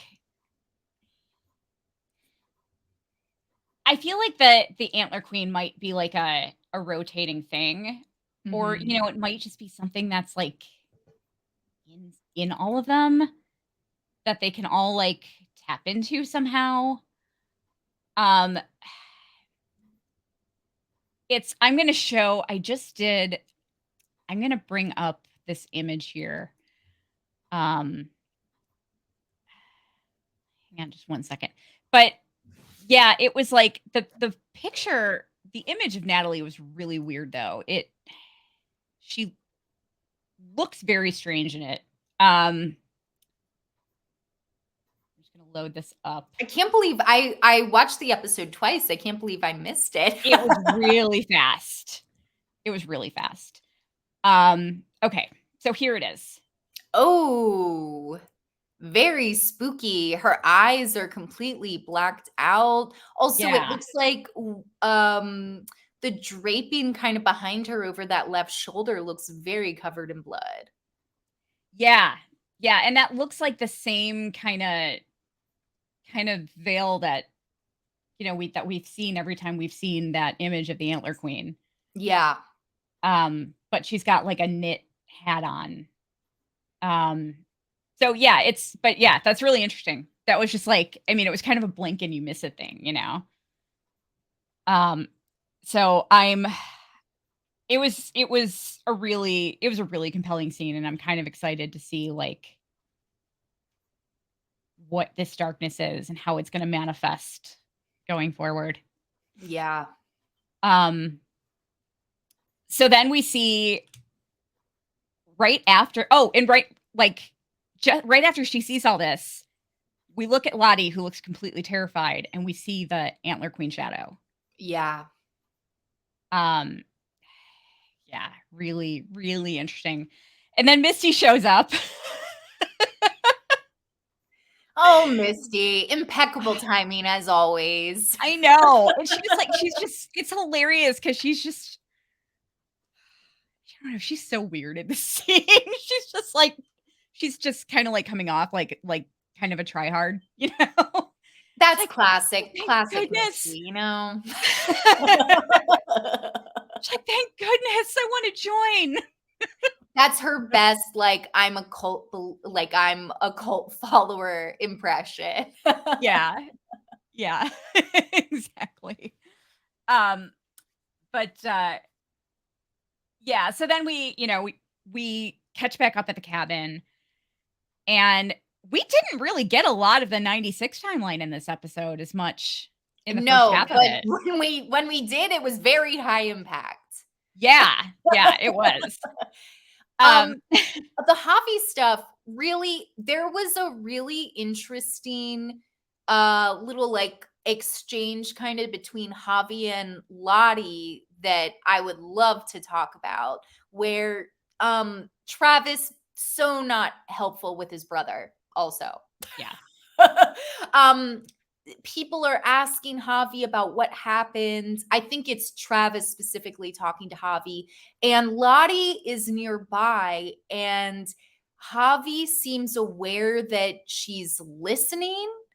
And it kind of seems like either to me that he decided not to say something because she was listening, or that Lottie, when Javi came back, I felt like Lottie seemed very surprised.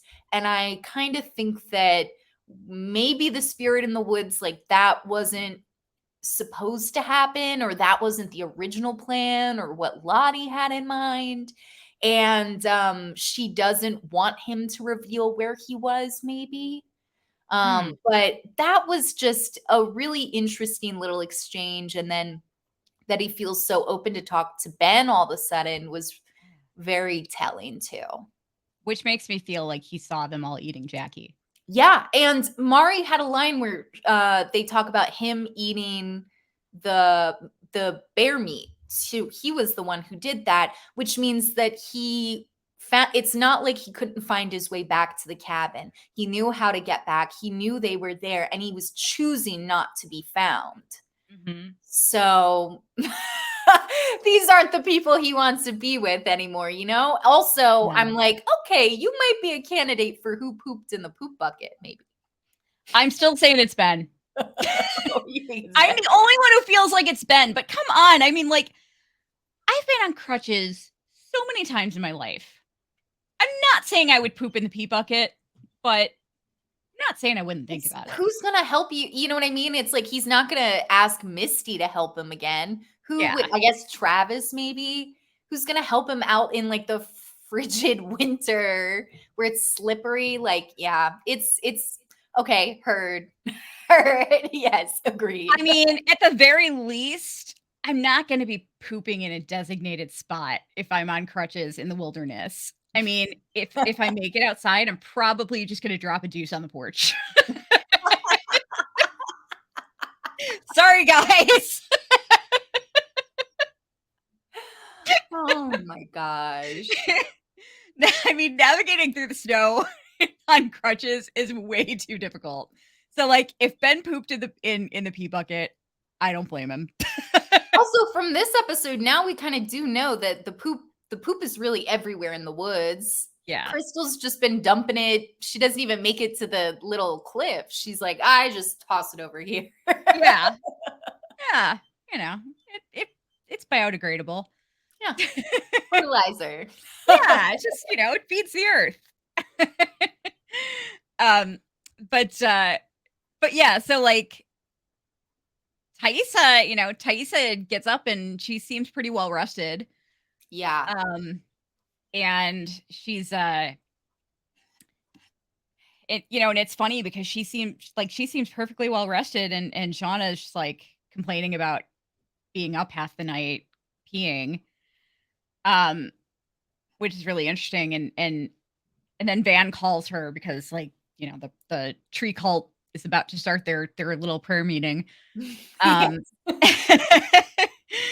but Shauna is kind of like giving her some grief for it, and Ty's just like, "Hey, happy wife, happy life." Yeah. Did you notice that shot of the icicles on the cabin? Yeah. That was, I was like, "Oh, it could just be some good cinematography," but I was like, it reminded me of the movie Lovely Bones. Did you ever I see that? haven't seen that. They just kinda do a little, they're like they have a little icicle shot, and then there's a payoff later with the icicles. So, I was like, I wonder what's gonna be happening here. It looks pretty sharp." Yeah. Yeah, it's a lot of people are thinking that there could be some foreshadowing there with, like, whole pit girl thing. Oh, Maybe it's possible. But yeah, it was interesting for sure. I noticed it. But yeah, so like basically what it what they're doing is, I mean, it's just kind of like grounding techniques. yeah. Um and I mean it's pretty common stuff. Um the only thing that's kind of weird is like, her line at the end, like a new life is coming and we can't wait to meet him. And it just seems out of place, you know? Yeah, 100%. I'm like, when did this turn into the baby shower part 2? Yeah. Oh, Especially since the mom's not there. yeah. Poor Shauna, she's just, like, over there listening. I would be like, "What? Wait, are you guys talking about me and my baby? Like, I don't think so." It's Yeah. honestly that line of all the kinda, like, tiny little, like, Lottie in the cabin lines we've seen of, like, her kinda, she's like, "Whatever, Shauna needs to grieve in her own way." I was like, "Okay." That baby thing at the meditation, I was like, that's that's where I drew my line. I'm like, that's a little weird." Yeah, for sure. Yeah, I thought it was weird too. Um, but, yeah, so, like, inside, Jen and Melissa are, like, discussing Javi, and, and, they're, like, trying to get him to talk, and I love this, we get a quick glimpse of Nugget in this scene too. Mhm. That poor mouse. He's gonna die. He's And definitely gonna die. I feel bad because that they're gonna get mad at Aquila for feeding Yeah. it. Which, I Um, mean, I would want a little pet. I I get it. I know. would keep the little mouse. I know. I know. But, this seems like a good time to bring up your superlative for this week. Oh, yes, Nugget, team Nugget. mascot most likely to be eaten, Quote is "squeak, tragically. squeak." Yes, his direct quote. Yes, it's your direct quote. I was thinking about putting "Squeak, squeak, you squeak and squeaks," but I was like, "No, Nugget seems too sweet for that." What do you think she was feeding him? I don't know. I don't know. I have no idea. Like, maybe some pieces of God, I don't know. I mean, Like, there's not I really any grains, which is, like, I what they would eat, know. like seeds. Mice don't eat any kind of meat, right? I No. mean, yeah, they're just like vegetarians. So, yeah, what would they I have no idea. Um, like, yeah, that's really weird. I don't know. Honestly, I'm kinda surprised there's not more, like, little critters coming in the cabin because I would just, as like a small animal person, I'm like, I would think that they would just because the winter, this is a Yeah. shelter, it's warm, and they're kinda scavenging in the pantry. I'm kinda surprised we haven't seen more rodents, but, that'd be too the forest gods are like, "No. I would Can't think allow that." I would think we might have seen them earlier, like, before we Mhm. got really heavily into winter. Because by now, they're probably all just froze to death, most of them, like, Oh, before they yeah. would even have a chance to make it into the cabin. So, he might have been hiding out there, like, for a long time, who knows? I don't know what, like, the average lifespan of a mouse is, but, I mean, as long as they can get to water, Yeah. they can hang around for quite a while, and, I mean, there's plenty of water outside, you know? I Yeah. mean, so they've got a good supply. Um, so I'm guessing Nugget probably snuck in there sometime, like, towards the, like, end of fall, early winter. And it's just been hanging out there and not bothering anybody. I'm just surprised that he didn't run away from Yeah. Aquila, you know? It's kind of funny. He's also desperate for food. He's like, Yeah. "Fine." Yeah. Oh my gosh. Um, but, Yeah, Natalie wants Travis to go with her to check out the gill net, and he's like, "Nah, I'm good." Um, Ugh. yeah, like I understand she fucked up. Um, like she fucked up. He, I sympathize with him being a little upset with her, but damn it, you can't be mad at Natalie. If you're Yeah, mad at Natalie, you're on my shit list. she was logically that made the most sense. And also, I'm like, come on, like once he gets over Javi, he'll want to like mess around with you. So let's speed Yeah, this up a little bit. I'm like, okay, I get it, Nat. I get it. Okay. yeah. But I feel I'm bad like for her. that one line that he was like, well, maybe Javi wouldn't be acting like this if I had found him earlier. So that's on you. Yeah, And we see a lot of attitude from Travis, like all the time. But I was like, okay, that's just unfair. That's yeah. just so unfair. And it had they weren't even the ones who found him, you I know? know. So I just felt like putting that unnecessary blame on Nat was just not right. And it's like, come on, she just wants to make out with you. Don't you want to make out? You could Yeah. keep being angry or you can make out. You're a teenage boy. Just make out Yeah, with her. come on.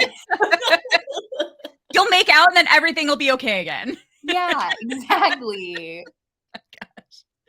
Now did you hear Aquila say to him, ask Javi where he found the queen card? Oh no, I didn't. I missed that. Yeah, see, when I always watch the show with subtitles on, Oh, okay. but the captions actually just read Aquila saying, "Hey Javi, where'd you find the?" And I saw people online saying that she said queen card. I could see why they wouldn't include Mm. that in the captions, because they might not want to spoil that. But I went back and listened to it, and because I've heard people get things wrong like that before. Um, and I went back and listened to it. No, that sounds like exactly what she said. It was Oh. very quiet, but it definitely sounds like that's what she was saying. I could be wrong, but that's what it sounds like. Do you think maybe the Woods are delivering a message, maybe even to Lottie or to them? And maybe that's why we're seeing the Queen card again with Lottie? Possibly. It was also interesting that those points led to Javi being found because it felt like he didn't want to be found. So I'm like, if he doesn't want to be found, does the Woods wants you to rejoin this group? Like, I'm not sure. Because Yeah. Lottie doesn't, there's some kind of like someone's not in agreement with whether Javi should go back. You know what I mean? Because Lottie also, it doesn't seem like she wanted him. It feels like it's not safe for Javi to be with this group. And I think Lottie knows that maybe and didn't Yeah. want him to be found. So I'm like, I wonder why the Woods wanted him found. Yeah, that's interesting. Maybe the Woods want them to sacrifice him. Oh, Poor poor kid. guy. Eat Ben. I'm Yeah, gonna I was get a gonna shirt say that not says "Eat before Ben." Ben. I mean, come on. He's giving up. I'm just gonna get a shirt that says "Eat Ben" at this point. Or Team Eat Ben. Um, all the Ben stands they're all like downvoting my podcast now. Once everyone finds out that he pooped in the pee bucket, it's over. Yeah. Yes. I'm sorry. I know my hatred for Coach Ben is irrational. I don't hate Coach Ben. In fact, I find his character really heartbreaking. But I just want them to eat him. It's just time. Yeah.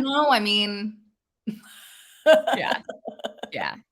Stop showing me these heartbreaking scenes of you and your boyfriend. It's making me cry, and I oh, don't want to be sad. I just want to see fucked up stuff.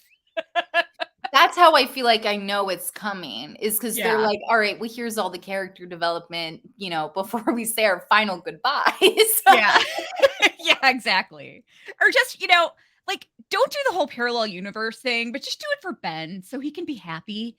And, like, he just disappears from this realm, and he's just happy with Paul in another parallel universe, and then all the Maybe if fucked up shit can continue on.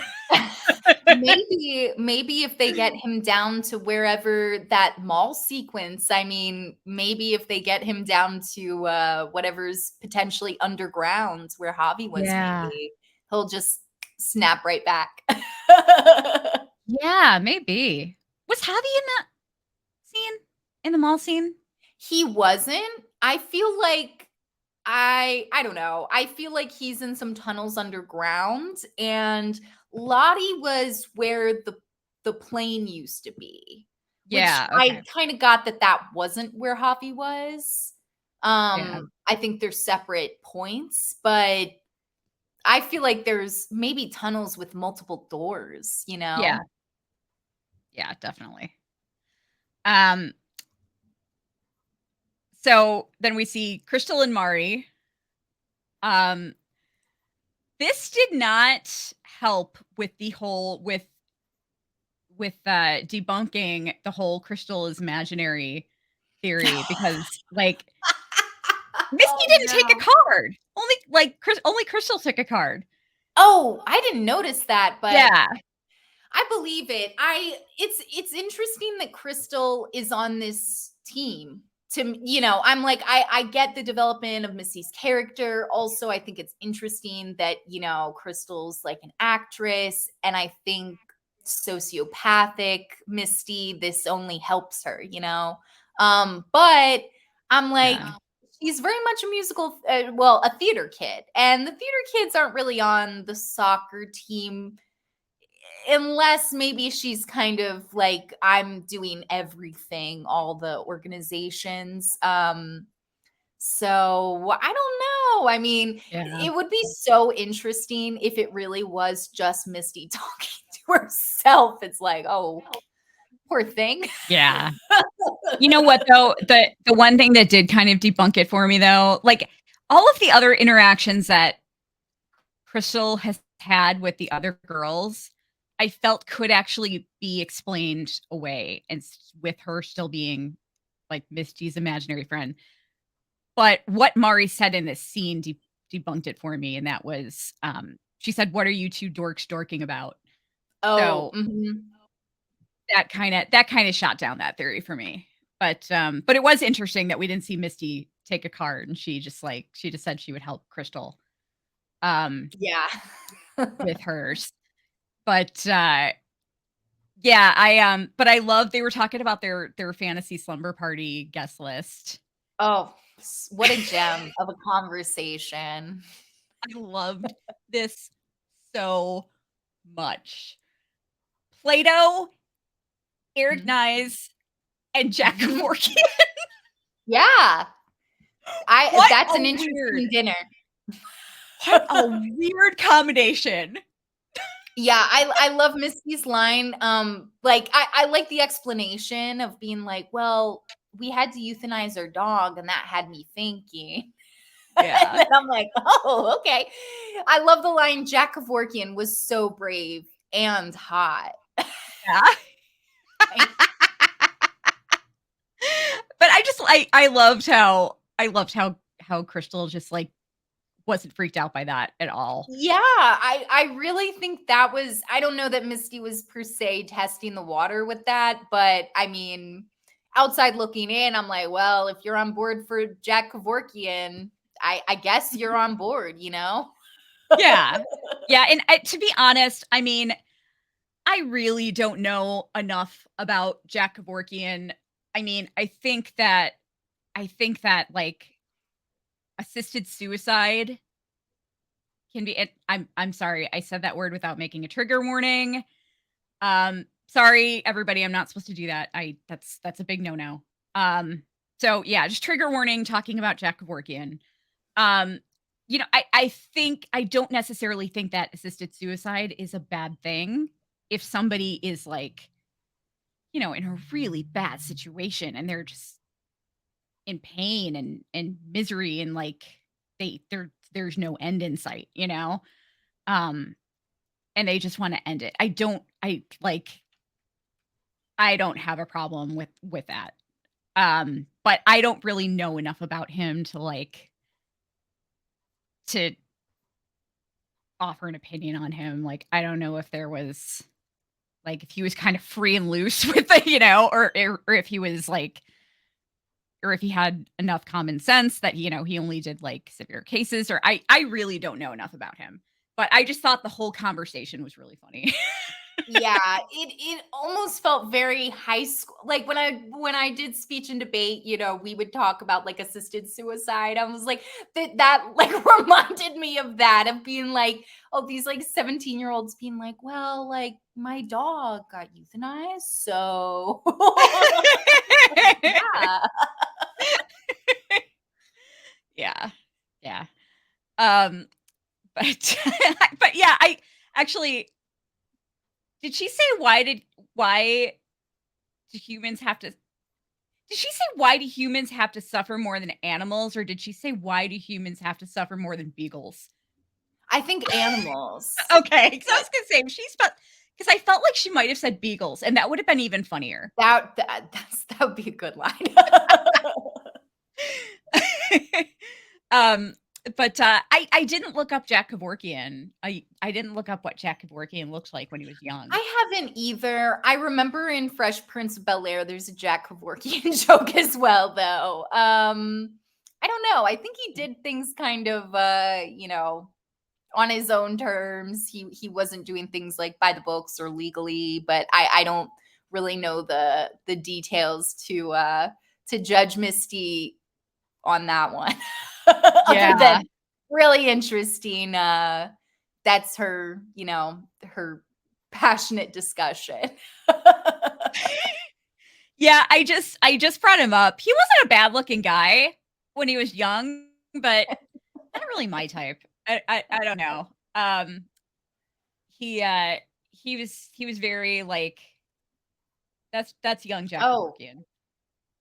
Yeah, not really my you type, but know, a little bit like Walter. A yeah, little I can giving see Elijah it. Woods is a little bit, you know? I can see it. Yeah. Yeah, good observation. Huh. That's so Um, fun. Of course, that's like Misty's type, though. You know what I mean? I'm like, she doesn't. yeah. I mean, Coach Ben is hot. Coach Ben is just a hot man. But I'm like, oh yeah, she likes like a vaguely sinister nerd. Yeah, yeah, exactly. Um,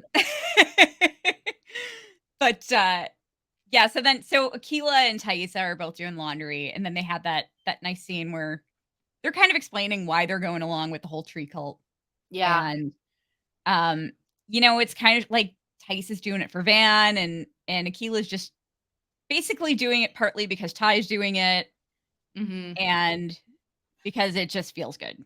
Like, even if it Yeah. doesn't, like the whole pregame ritual that she had with Rachel, which I think was cool that they brought Rachel back into Yeah, that the, was nice. yeah, yeah, we got another callback to Rachel, the Oasis fan. Um, but, um, Javi's like, Travis is like trying to offer Javi some broth, and like, I don't think Javi didn't take it, did he? I don't think so. Yeah, I don't think so either. Um, so yeah, it's just that whole Javi situation is so weird. Um, but yeah, Crystal and Misty are on their way to the toilet, Hmm. as they're calling it, and their conversation is so hilarious. Oh, Um, it's so good. oh my god, so they're just like doing rapid fire, exchanging secrets, and Um, Crystal's like, "Yeah, sometimes I just take shortcuts and just dump the poop wherever." But, Yeah. Misty hates deodorant. Mhm. And but Crystal let Justin Lee finger her backstage at the Bye Bye Birdie dress rehearsal. Classic theater kid things too. Yes. Just nailed it. Yeah, yeah, pretty much. Yeah, pretty much. Not even joking. um, but then Misty says she walked in on her parents having sex and wasn't completely grossed out. She's a real voyeur, you know? Really, I mean, I even if you were into that, your parents, it's like the Right? line is drawn, not for Misty. Mm-mm. I've accidentally walked in on stuff before and it scarred me for life. I mean, Misty, it made her who she was. oh my god. Oh, I'm talking years, decades ago, and I wanna throw up thinking about it. God, no. Um, my husband likes to bring it up occasionally just to fuck Oh with my me. Like, gosh. "Hey, remember that time that you saw?" Like, "Shut up, just shut up, shut up, shut up, shut up." Um, but,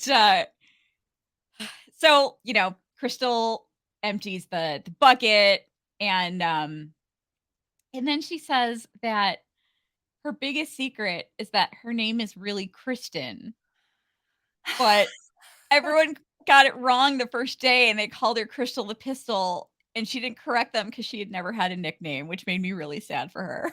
I know. That's also so interesting because I'm like, no one had a class with her where they're like, Kristen, Yeah, you know, right? or like the yearbook. Whatever. Yeah. Yeah, this poor girl, my god. How Oh, I how was it you think that I mean, obviously story-wise with the show and everything, but all that aside, how is it that you think that Crystal and Misty were not friends until this point? Because they seem to really enjoy each other's company and have a lot in common. I think because Crystal kinda seems like a wallflower, Mhm. where as Misty isn't necessarily a wallflower by choice.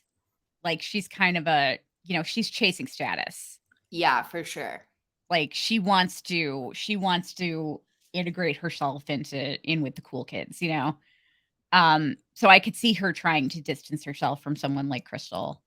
Mm. Um, but she really didn't like, they weren't very nice to her in the wilderness, and so when Crystal started being nice to her, she was like, "Okay, well, I can have a friend now."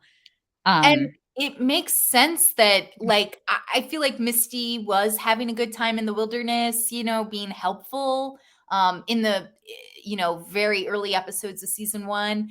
But I mean, I'm like, this looks like they're having a blast, putting on little skits. They're singing musical songs. They're doing this, like all these fun hypothetical questions. Also, if I was in the wilderness, whenever I see these scenes, I'm like, that's what I would be doing.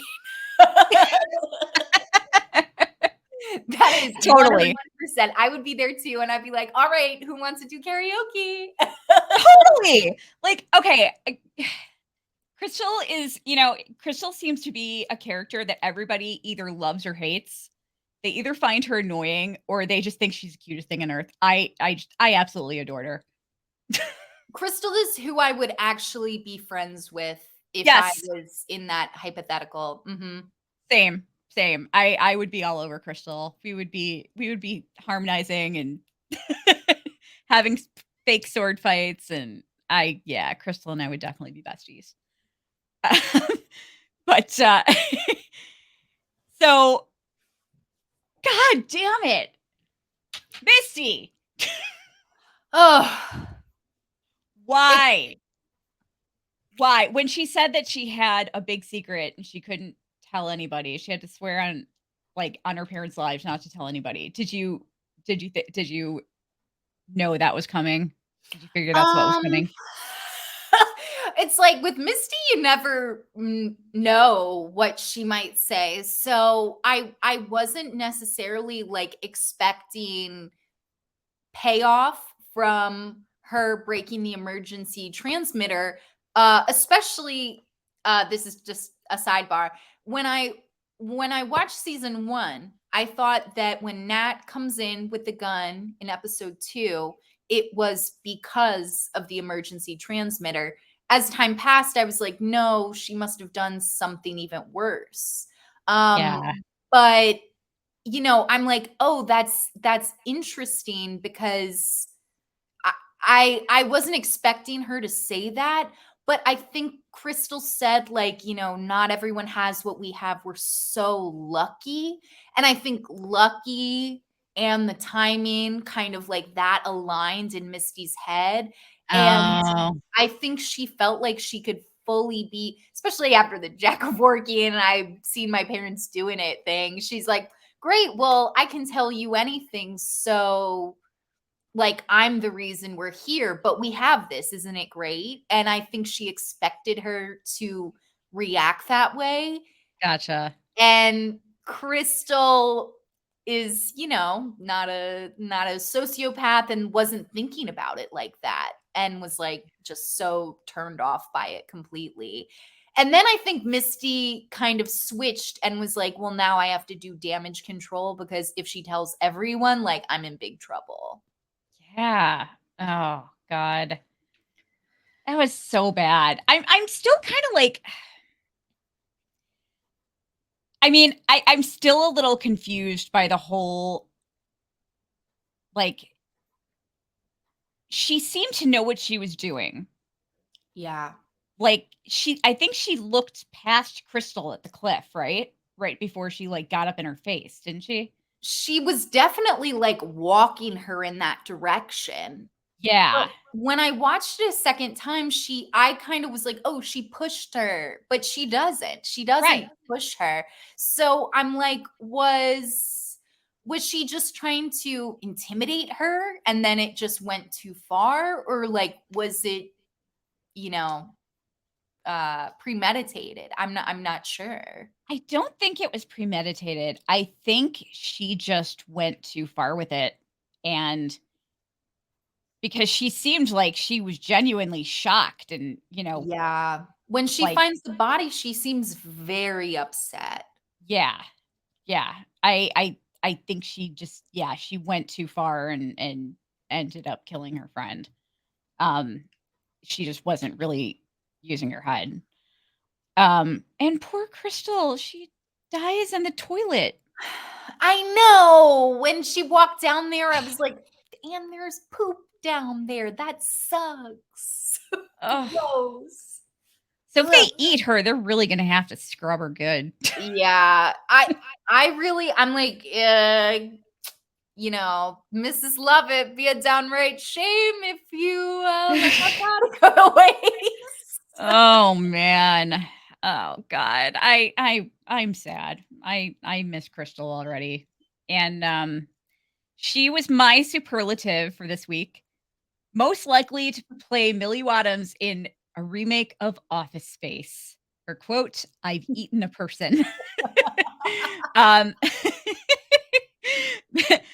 Millie instead of Milton, um, because she kind of was like the Milton of Yellowjackets, like, kind of invisible and, kind of the one that kind of the pathetic one that you felt bad for, um, and, like, yeah. I feel like she was probably benched a lot.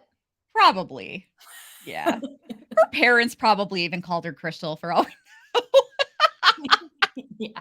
I just feel so bad for her. She was adorable. But, so then we catch up with Ty and, I'm sorry, not Ty. We catch up with the cabin and we see Shauna and Lottie, and Shauna's sleeping, and Lottie's, like, whispering to the baby, "You're gonna change everything." And Shauna just, like, flips out and pushes her. She's like, "What the fuck are you doing?" Um, That's and, nuts. Like, that's so that she's taught no, it's just socially unacceptable.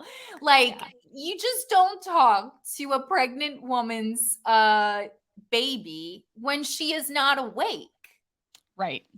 It's And creepy. and then the whole, "Oh, so they learn their mother's voice."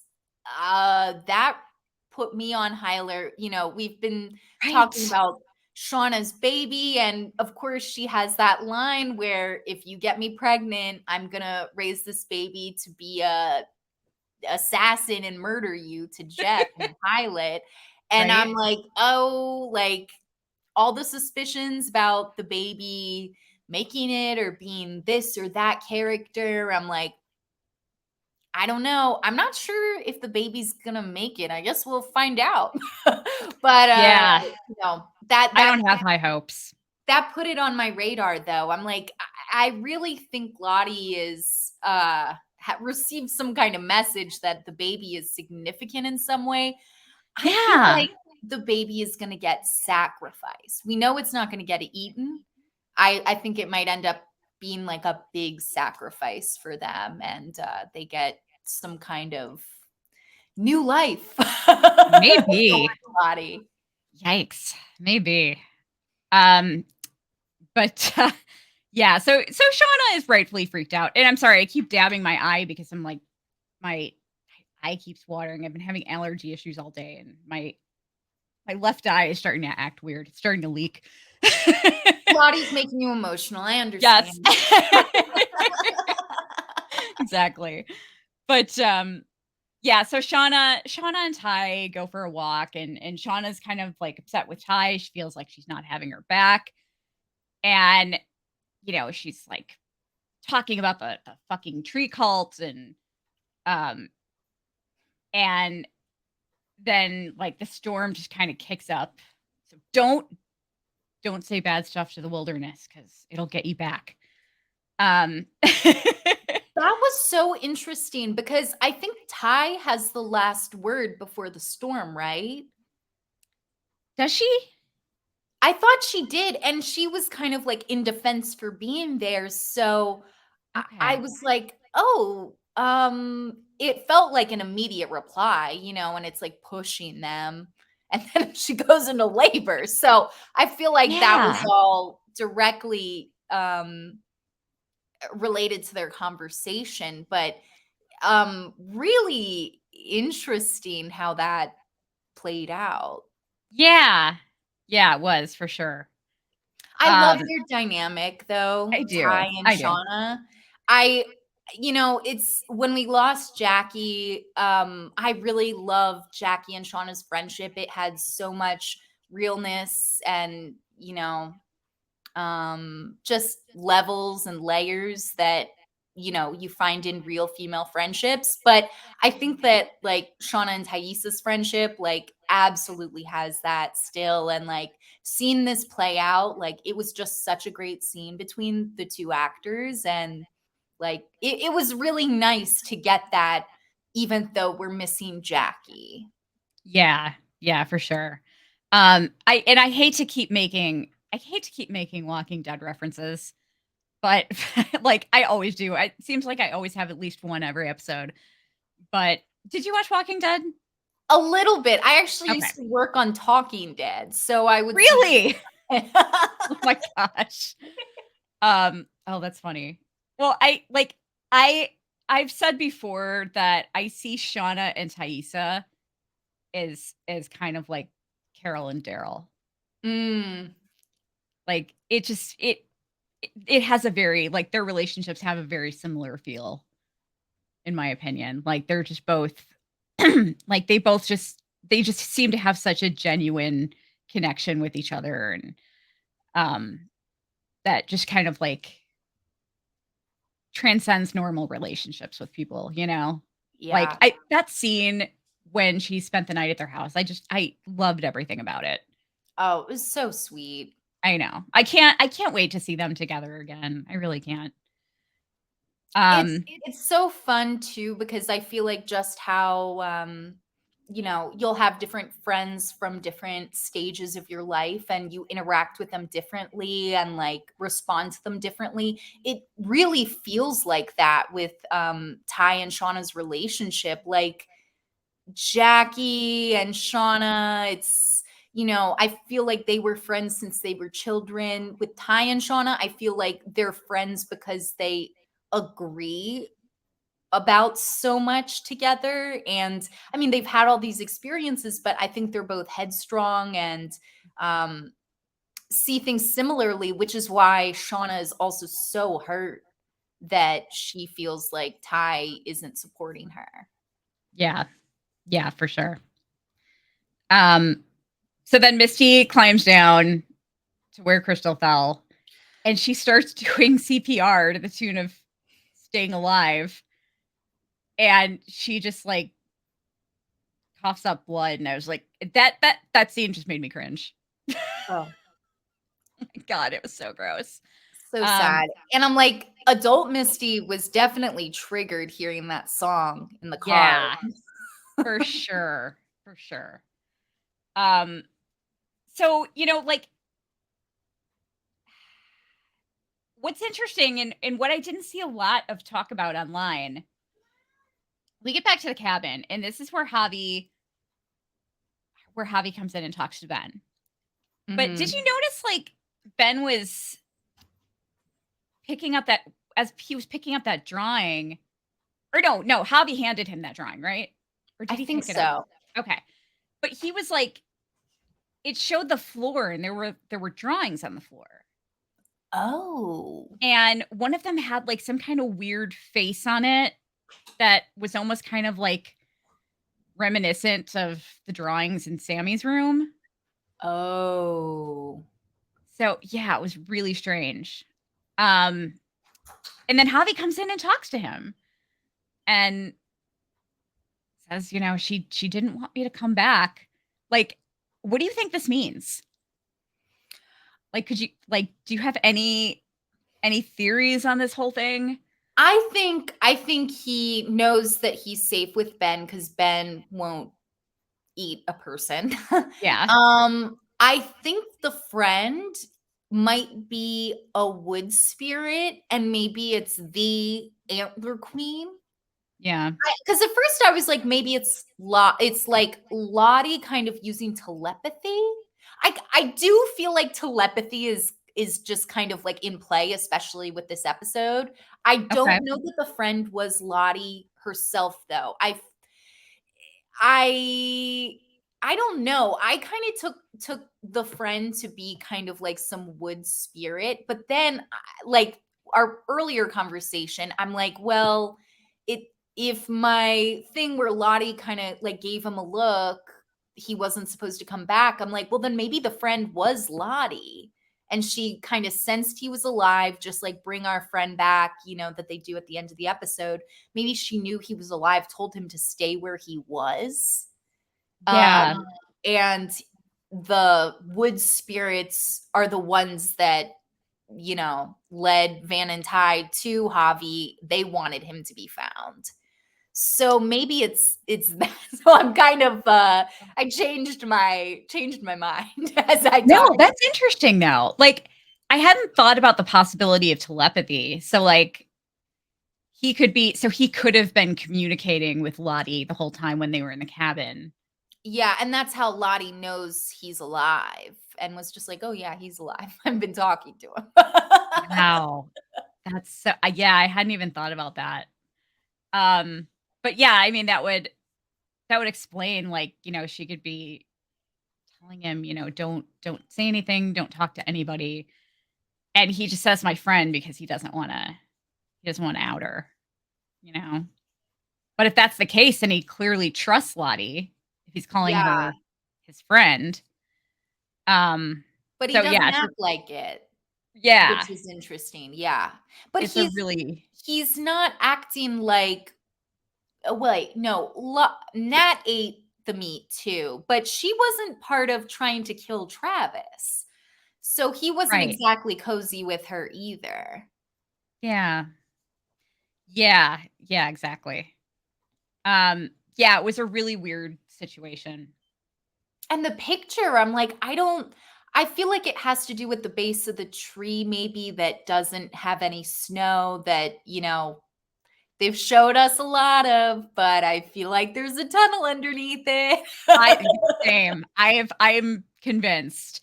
Very early, like way back when we were still recapping the first season, we got an email from a listener named Jason, Mhm. and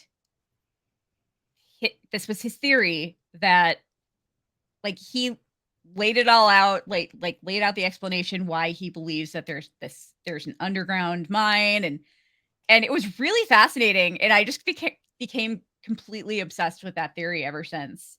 I remember that Um, episode and I was fully on board. I mean, I feel like especially season 2 when Lottie lifts up the hatch on the plane and goes through it, I yeah, feel like that's what it's showing us, cuz she could have just hallucinated going to a mall like a lot of ways. yeah, yeah, for sure. Um, but yeah, so Misty then runs in and says she lost Crystal, and my God, like this poor girl, like their reaction is like, oh, okay, well, I guess we better go look for her. And then Man's like, oh shit, Ty and Sean are out there. And they just like rush to the door. Yeah. Like, oh yeah, I guess we better go look for Crystal. Oh my God, Ty and Shauna? We're Poor girl. excited to lose the show tunes, which I have to disagree with. I hate show tunes unless it's Jesus Christ Superstar. But I will always love Jesus Christ Superstar. Just an amazing soundtrack. Um, but but yeah, but still, I would still sing show tunes with her anyway. Oh, I would have us assembling plays. I'd be like, Yes. "All right, we're all here. Let's put together a show, huh?" I don't necessarily like listening to musical theater soundtracks, but I'll watch a musical. Not totally my thing, but I'll participate in a musical any day. Like, sure. Just a little Yeah, cabin talent show at least. If I was in their scenario, goat show would be in the cabin. that's awesome. That's awesome. And I would be demanding a leading role.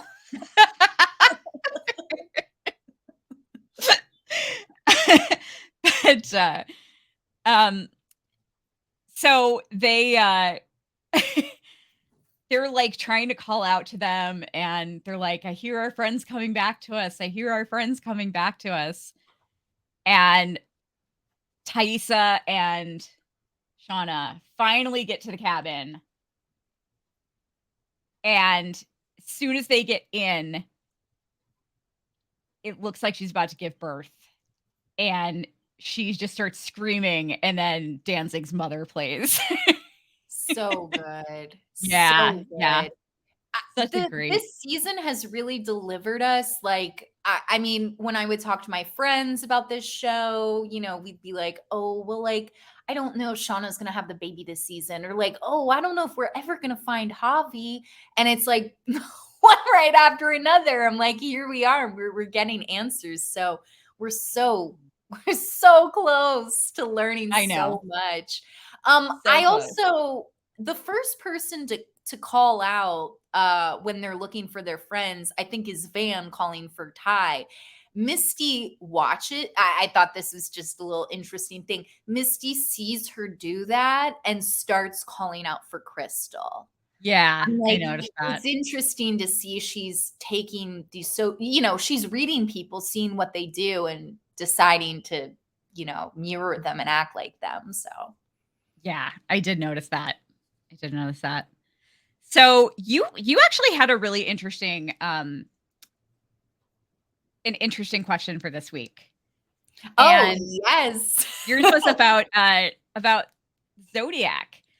Yes, a little astrology based question. Um, Yeah. so my question for you, Kelly, is what would your Yellow Jackets character horoscope be? So, little refresher.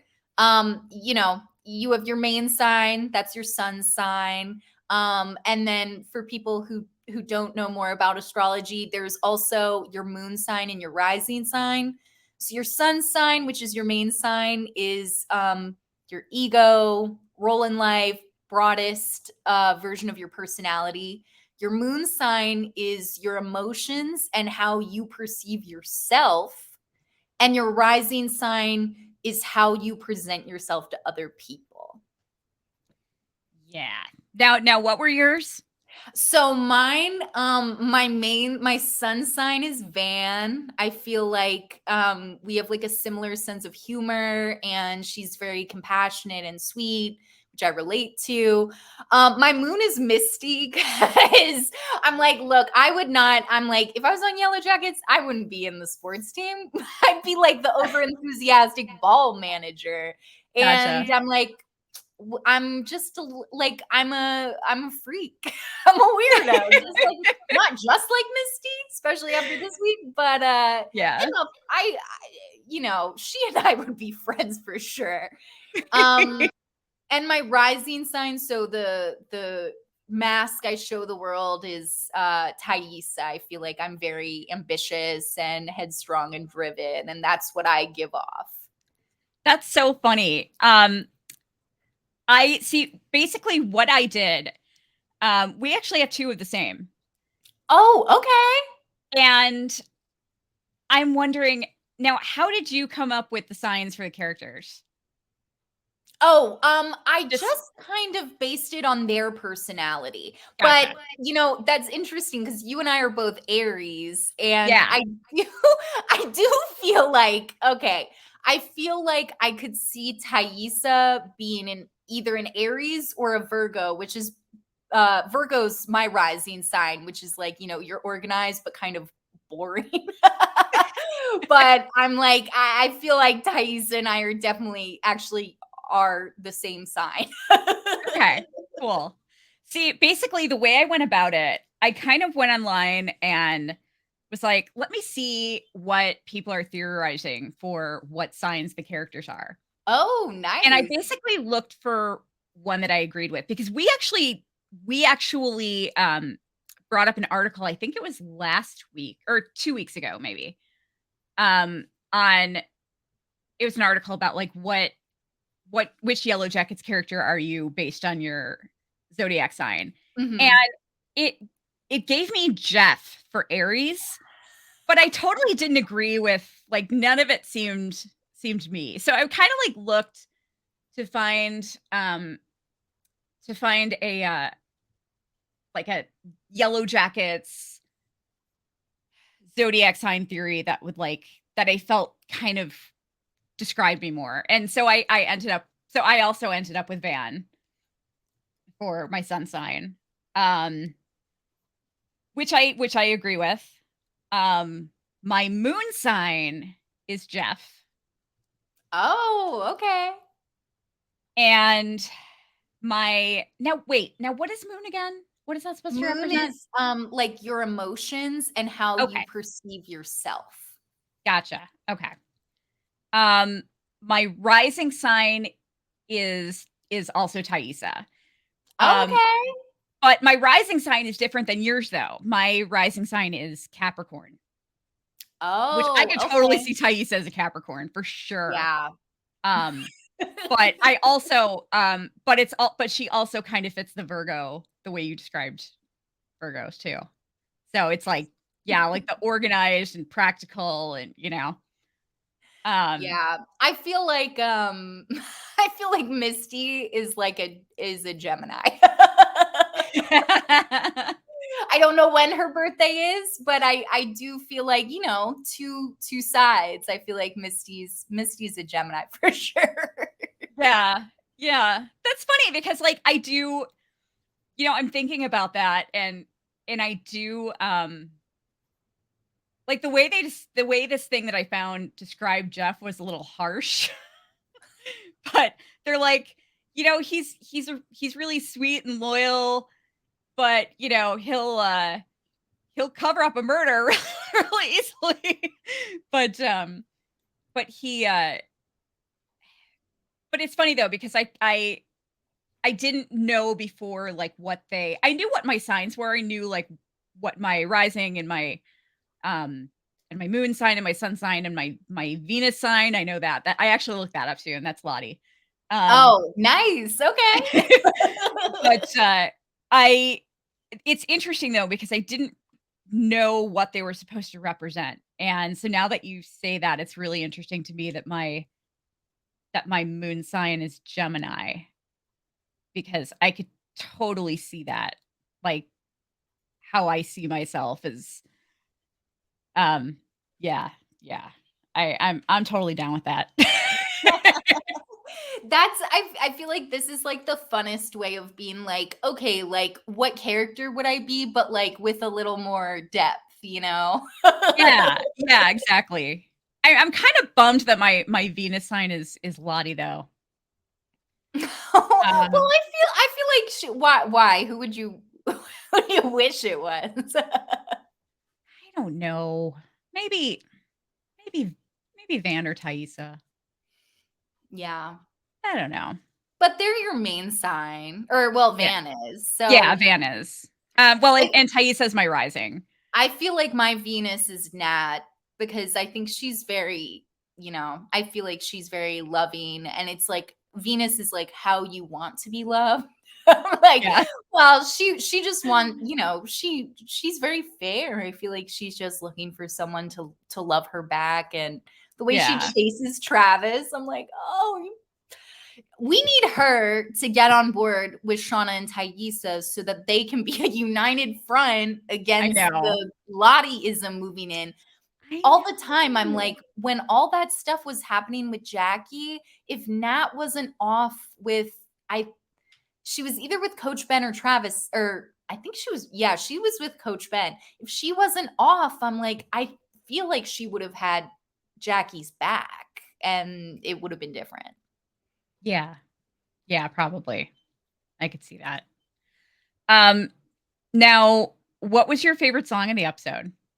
My favorite song has to be "What's Up" by Four Non Blondes. Gotcha. So good. Um, Mother was really close, but we don't get to hear a lot of it. And "What's Up" just fits Van so well. yeah. Yeah, it was, they definitely used it really well. Mother was definitely my favorite song. I'm a huge Danzig fan, huge Misfits fan. It was just so great. Like, they used it really well. And I was just happy to hear it. Um, Now my Sassy Magazine award this week, aka the MVP, Mhm.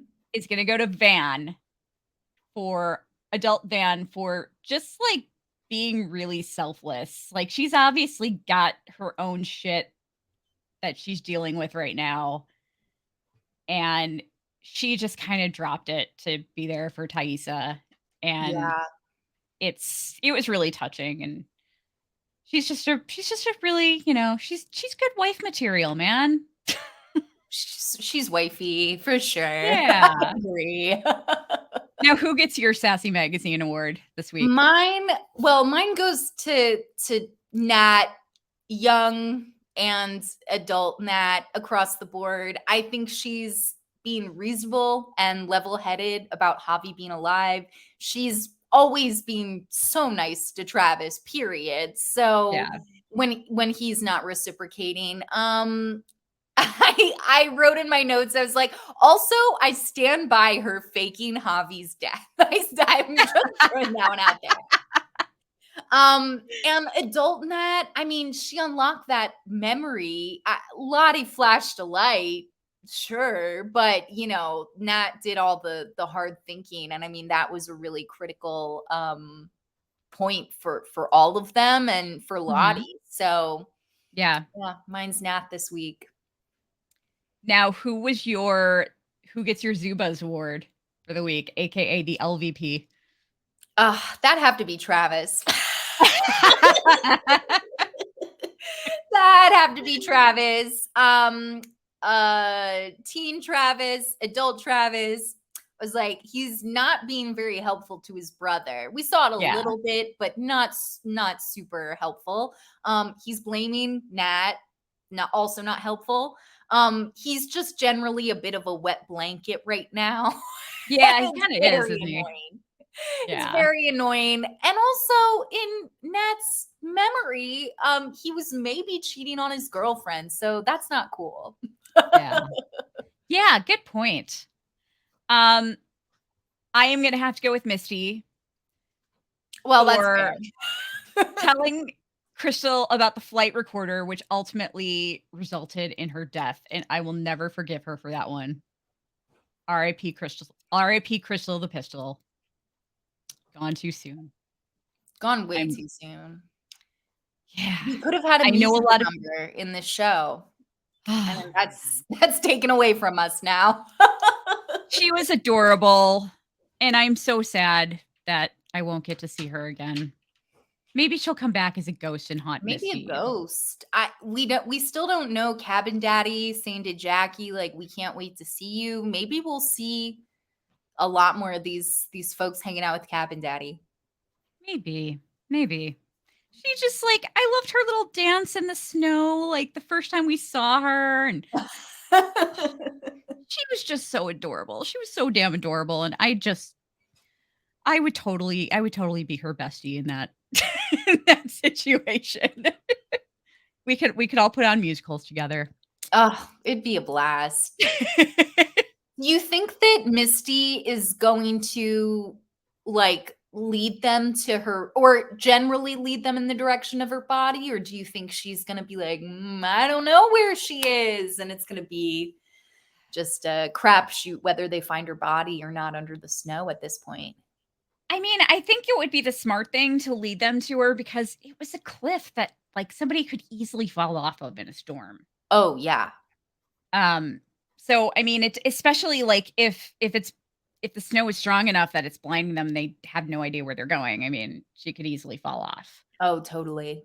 So I don't think that there's any way to implicate her unless she's just really careless and gets nervous and she's like, sorry, I kind of accidentally walked her in that direction and accidentally killed her. I mean, it's just, it's food. They just got to rinse her off first because, she's covered in poop. She is in the toilet. Oh, God, that's so gross. Luckily, she was mostly covered. Yeah.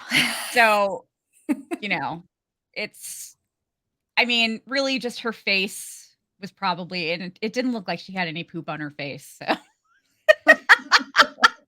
Good. Let Crystal die with some respect. Yes, exactly. Oh, poor girl. Oh, so sad.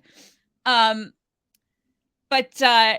just a couple of little housekeeping things. You can find our website at I keep saying "our" even though it's like a one-woman show now, but I'm like, I look at it like a community, Exactly. But the Antler Queens website is theantlerqueenspodcast.com.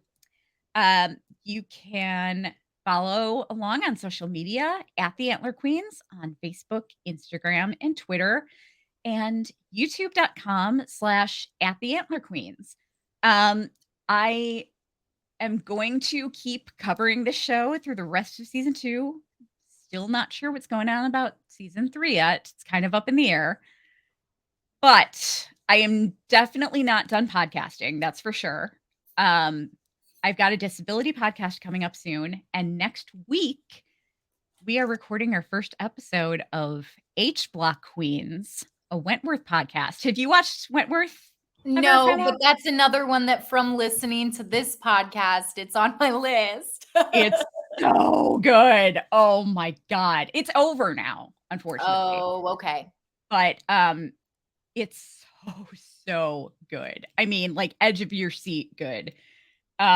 It's like, and it's just so crazy. I mean, you'll be cheering one week for you'll be like rooting one week for the character that just tried to kill your favorite character the week before. I mean, it's just complete chaos. But yeah, it's just a fantastic, amazing show, and there's 9 seasons. Um, Wow. so yeah, I'm excited to get started on that. And yeah, there may be a Handmaid's Tale show coming up. And now I'm possibly thinking about 6 Feet Under. So, Ooh. who knows? Obviously I can't do all of this at the same time. So something is going to have to go. Unfortunately, it may be Yellowjackets, but we'll see what happens. I'm going to be making a decision by the end of this week. So we'll see. But I am here for season 2. I will continue to keep covering it.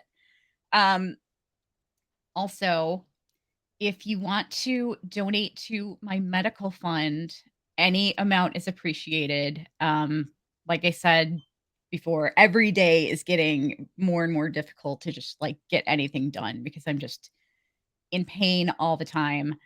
Um, you can kind of read my story and learn a little bit more about complex regional pain syndrome at spot.fund/Kelly needs surgery. When my stimulator was working, it was amazing. I was such a huge success story. Um, and it just doesn't work now. It's like it it's delivering stimulation to the wrong area, and instead of my leg, it's going to my crotch, which sounds like it would be fun, but it's not. It's really uncomfortable. So, it's just been off, like, for over a year now, and I miss it greatly. Um, but, it's like night and day. I mean, after I had it implanted, I was sore after my surgery, and then the next day, I was just, like, walking around like I just got a miracle cure or something. It was crazy. Um, so anyway, you can find out, like, you can read more about my story and donate there. And thank you so much to everybody who's donated, including Pamela. Thank you so much. I'm very grateful. And if I raise enough money to have surgery, I am promising a post surgery thank you video that everybody will be sure to love because I am a delusional freak right after surgery. And I am bound to say some off the wall shit. I I have stories. I have lots and lots of stories. Uh, I have an interesting, unique cocktail of drugs that they have to give me before surgery because of my problems with general anesthesia, and it makes me weird.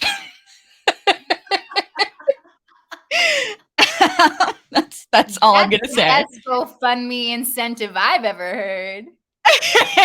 Right? I mean, you guys wanna see that video. You trust me.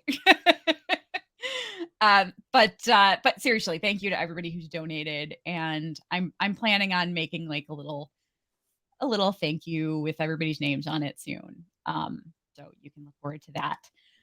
Um, so please join us on Sunday nights for our Yellowjackets after party with the Antler Queens.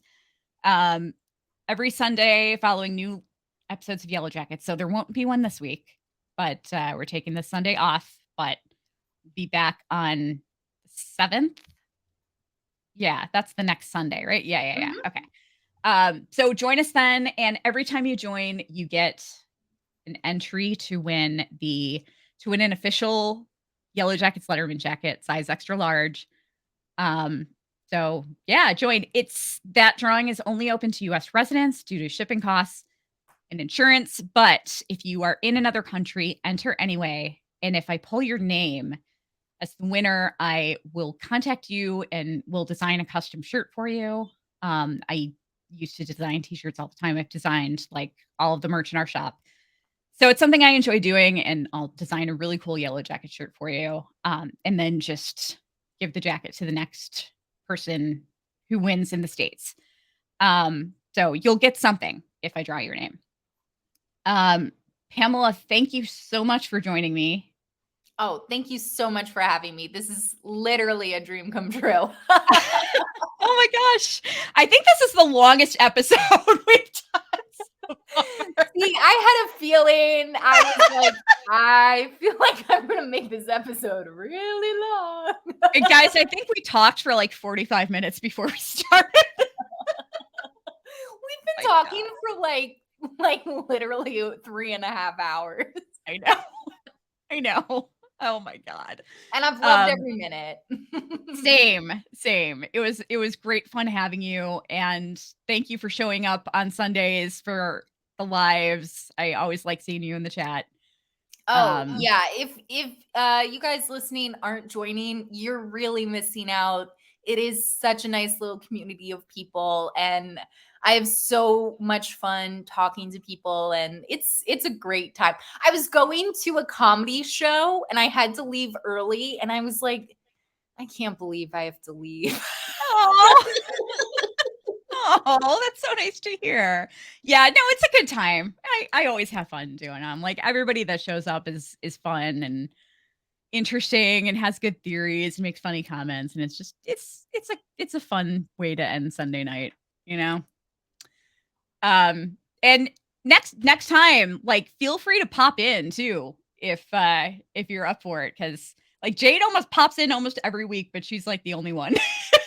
Oh, next time I will. I was driving part of the time, otherwise I Gotcha. absolutely would.